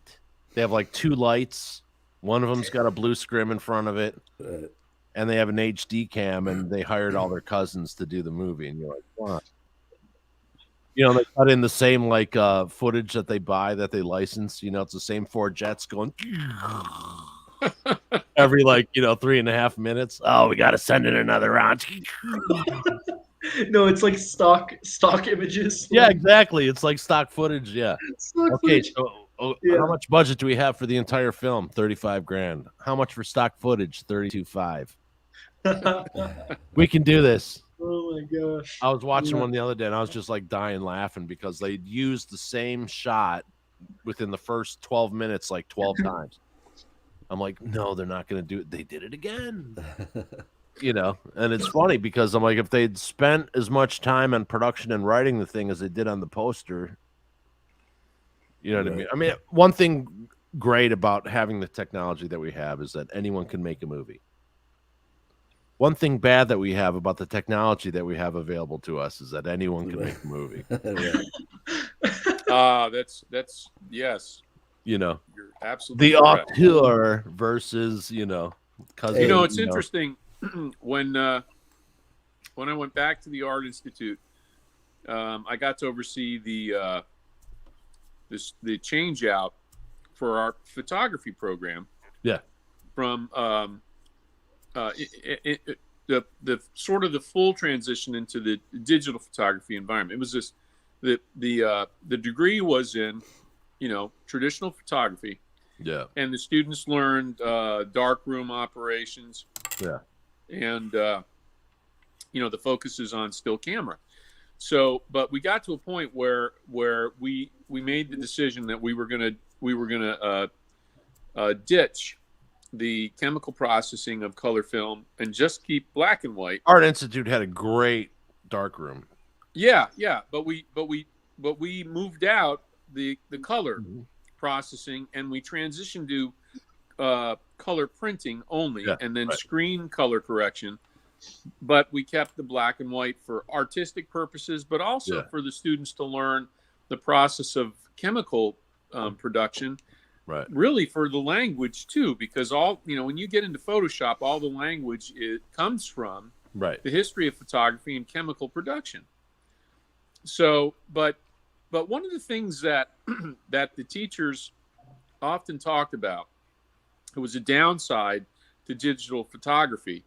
The students would go out and shoot, and instead of having to load film in and then get film processed, the cost involved, the time and the labor, there's no perceived cost to digital memory. So it's like, oh well, we'll take 50 photos, and we don't care. We'll do 100 if we need be. It doesn't cost us anything. So they waste their time instead of getting a good shot in the beginning. And then they think, well, if there's anything wrong with it, we'll just fix it in post-production. So there was this discipline that was lost because of the time and money involved in photo processing that the teachers were working hard to keep instilled in the students. Very interesting to watch. Okay, so when I have my buddy Jim on, you're going to have to come on for that one, because he was a journalist for a photography magazine for 25 years, and he's the leading guy in the country that did the digital transition. So all the schools would call him. Okay. All the other places would call him, and he was like he was going to be like the next Ansel Adams. And really, really cool guy. So he's a photographer out of Downers Grove. He does some amazing stuff. And, cool. So I'll have you on, because that'll be a nice, good discussion, as well as Rob, because he's a photographer, But it really is amazing what, as people would go, I'm on these sets, and so as a photographer myself, I'd be like, oh, you have all this lighting. It's lit for you. You can work within the parameter. And all these people on set, they would have the $5,000 bullshit cameras with the lenses and all the, Right. And I would go and I would buy the Kodak box camera. Okay, I came up through art. If you can't frame a picture, doesn't matter what the fuck you got in your hand. Right. Exactly. So and people are like, what did you take this on? I'm like, Kodak box camera. They're like, what? Right. I'm like, yeah, you can either take a picture or you can't. Yeah, it's painting an image essentially. Yeah. Mm-hmm. Yeah. So like, why bother with the bells and whistles? That's only going to confuse you and not make you learn. If you actually want to learn and love photography, you should have no bells and whistles at all. Right. Yeah, that's what the teachers were most concerned about in doing away with the color lab. Right. Was that the discipline would be lost. It just got to the point, however, we couldn't justify it anymore because the quality was equivalent, and the cost to maintain the wet lab on the color side was prohibitive, it was also, I mean, all the chemistry involved.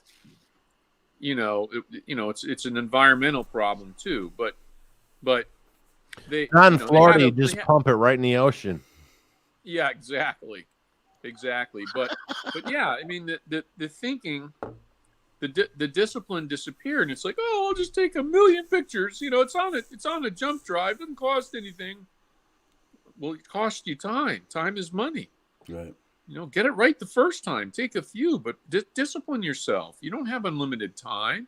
Yeah. You're going to sit there, spending, 3 hours in Photoshop to fix it because you didn't get it right the first time. Yeah. Right. That's a waste. Yeah. Yeah, it was a challenge. And it's real interesting too, like even with, people like, oh, da da da. And it's like, I've done jobs on this that are way better than the professional photographer that's coming because he doesn't know how to take pictures. Sure. It's amazing. It's literally mind blowing, Yeah.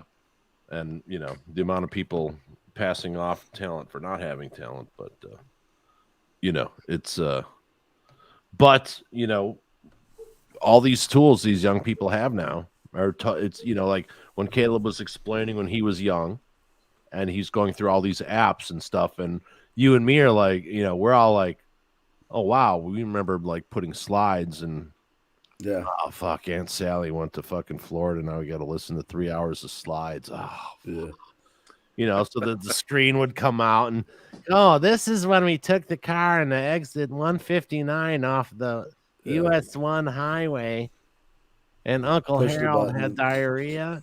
Yeah. But, yeah, so, it's always funny because then like a distinct movement happened once everyone started having phones, Yeah. So I'd come home and, from LA, I'd come back to Chicago. I'd go out and you'd go to take pictures of someone. And all of a sudden, people are telling me how to take a fucking picture. Right. I'm like, you can't even fucking draw. Well, what are you talking Yeah. about? You know what I mean? I'm like, okay, Spielberg, like how many of you guys went to film school as a trained photographer? Oh, none of you? Okay, shut up. Because everyone started worrying about, getting the, don't show my chin. But I have a whole comedy bit about taking selfies and on dating sites and why women should never take pictures like that. But Really? I won't sully Caleb's reputation with that joke. It is filth. I'll tell you off air, Caleb. Yeah, see, he's telling everyone it's a water bottle, but he just turned 21, so most likely that's vodka. No, this is water. Vodka and good intentions, right there. Okay, So, Caleb, hey, where do you see yourself in 10 years, man? What do you want to do? I want to, honestly, I want to keep acting. We'll see what happens with the Vicarian Star with that. Gotcha. But I want to do every genre. I want to dip into maybe westerns. Well, there's a big push in westerns right now, for sure. Yeah. Maybe even Star like, Wars turning Western. Yeah, right. And Yeah. so when do you go? You go back to LA tomorrow, right? Yeah. Yep. 4 a.m. 4 a.m. Okay, Wow. so we got to cut it a little short. Do you have wine left in your glass there, pal? Honestly, I got this. Oh, you got to finish. Yeah. You have to finish that No. right now. Yeah. There you go. Yeah. There you Happy go. Birthday again. Yeah. Absolutely. Happy 21st. And Thank thanks you. for sharing it Yeah. here and creativity talking, man. Oh, for sure. Yeah, definitely. I got probably 10 minutes of me left. No, I just wanted to tell you guys, obviously this is my first podcast ever. I've never done a podcast before, and definitely it's a little interesting, knowing that people are listening, to you guys having, to us having a conversation. It's like, Right. okay, like We hope I can they have a are. conversation, but like, Well, our country needs to have conversations, and that's something that's not happening right now, and that's really unfortunate. yeah, 100%. And I think as time goes on, it's like, I definitely want to do more of these. Have conversations about just a lot of stuff. I'm very passionate about, mental health and taking so care of are we. mental health because, Yeah. honestly, it's everything. And Yeah. there's a lot of mental health under the rug right now with everything in Absolutely. society happening. Mm-hmm. And I just, it's ever, Yeah, I everyone mean, part of why we have this podcast is to let men know that it's okay, one, to be men, first of all, because that's what you are, Right. and it's okay to reach out and talk to people. Like Steve and Jason here. I mean, they helped me through a very dark time just a couple of years ago with my brother's suicide, and so everyone involved in the show is helped me get through that, and now life's fucking great. right, You know what I mean? But it took right. a lot to get there, Yeah, and having good friends with patience and knowing that it takes a while to get there is very important. And right. that's why we do this podcast, and the first person that we helped save is now opening up a nonprofit in the state of Indiana, and he's going for government funding. He's going to have suicide outreach. He's going to have multiple programs within several different counties, and and I told him, of course, we're more than welcome to speak or do anything that we can to help them, and because it's really important, especially now. Right. We have so many people with mental health issues, and the lockdown just made it so much worse, and they were ignoring it to begin with. And if they only cared enough and as much about people's mental health status as they did about them getting a shot for something that affects less than 1% of the human race, then I think we'd be in a different area. And that's not pro, against, for, whatever on the thing, however you think about it. All I'm saying is if you gave the attention to mental health just 10% of what you did bitching about getting a shot, you would, I think, might see a change here, Yeah. And we as older men want to make sure, your generation comes up knowing that it's okay to speak out, and because you're living in an odd time where things for being a male may be uncomfortable or maybe even demonizing you for the way you're born. And the people who are doing that have fought for their right to celebrate the way they were born. And all of a sudden we're in a different dichotomy. Yeah. Is your sound okay? I think it. Yeah, I'm probably just drunk. Oh, okay. I'm getting all like blah, blah, blah. But okay, Caleb, I know you got to get up early and drive to LA. Yeah, and, no. Finish the bottle when you get off the air here. Finish the bottle. Have a glass with your dad. Give him a high five and tell him the towel sold it. Yeah, that was hilarious. That was great. Yeah, that was actually, he went full on method. He was the method butler right there. He made Brando proud with his towel. Right. He did. I just want to say though, before I go, I just want to say, like, Steve, I appreciate you, connecting me to this. I've known Steve for a long time, and he's been a very trusted counsel to me. Oh, cool. I get that. Yeah, like both the good and the bad. Call Steve up, talk to Steve about it. Well, you know what's good about Steve? He listens. Yeah. Like, he legitimately cares to listen to what you have to say. Yeah. And he's interested. And you can talk to people like da-da-da, like, okay, da-da-da. Like, I know I can go to Jason, tell him pretty much everything I would tell Steve, but I can tell Steve in a different way than I do Jason. There's a different level, and there's not a discount from one to the other. That's just, you pick your friends for a reason. Right. You know what I mean? And it's the way you communicate, Yeah. But like, I have no problem that Jason sleeps with goats and sheep, and Hey. Oh, sorry. No judging, right?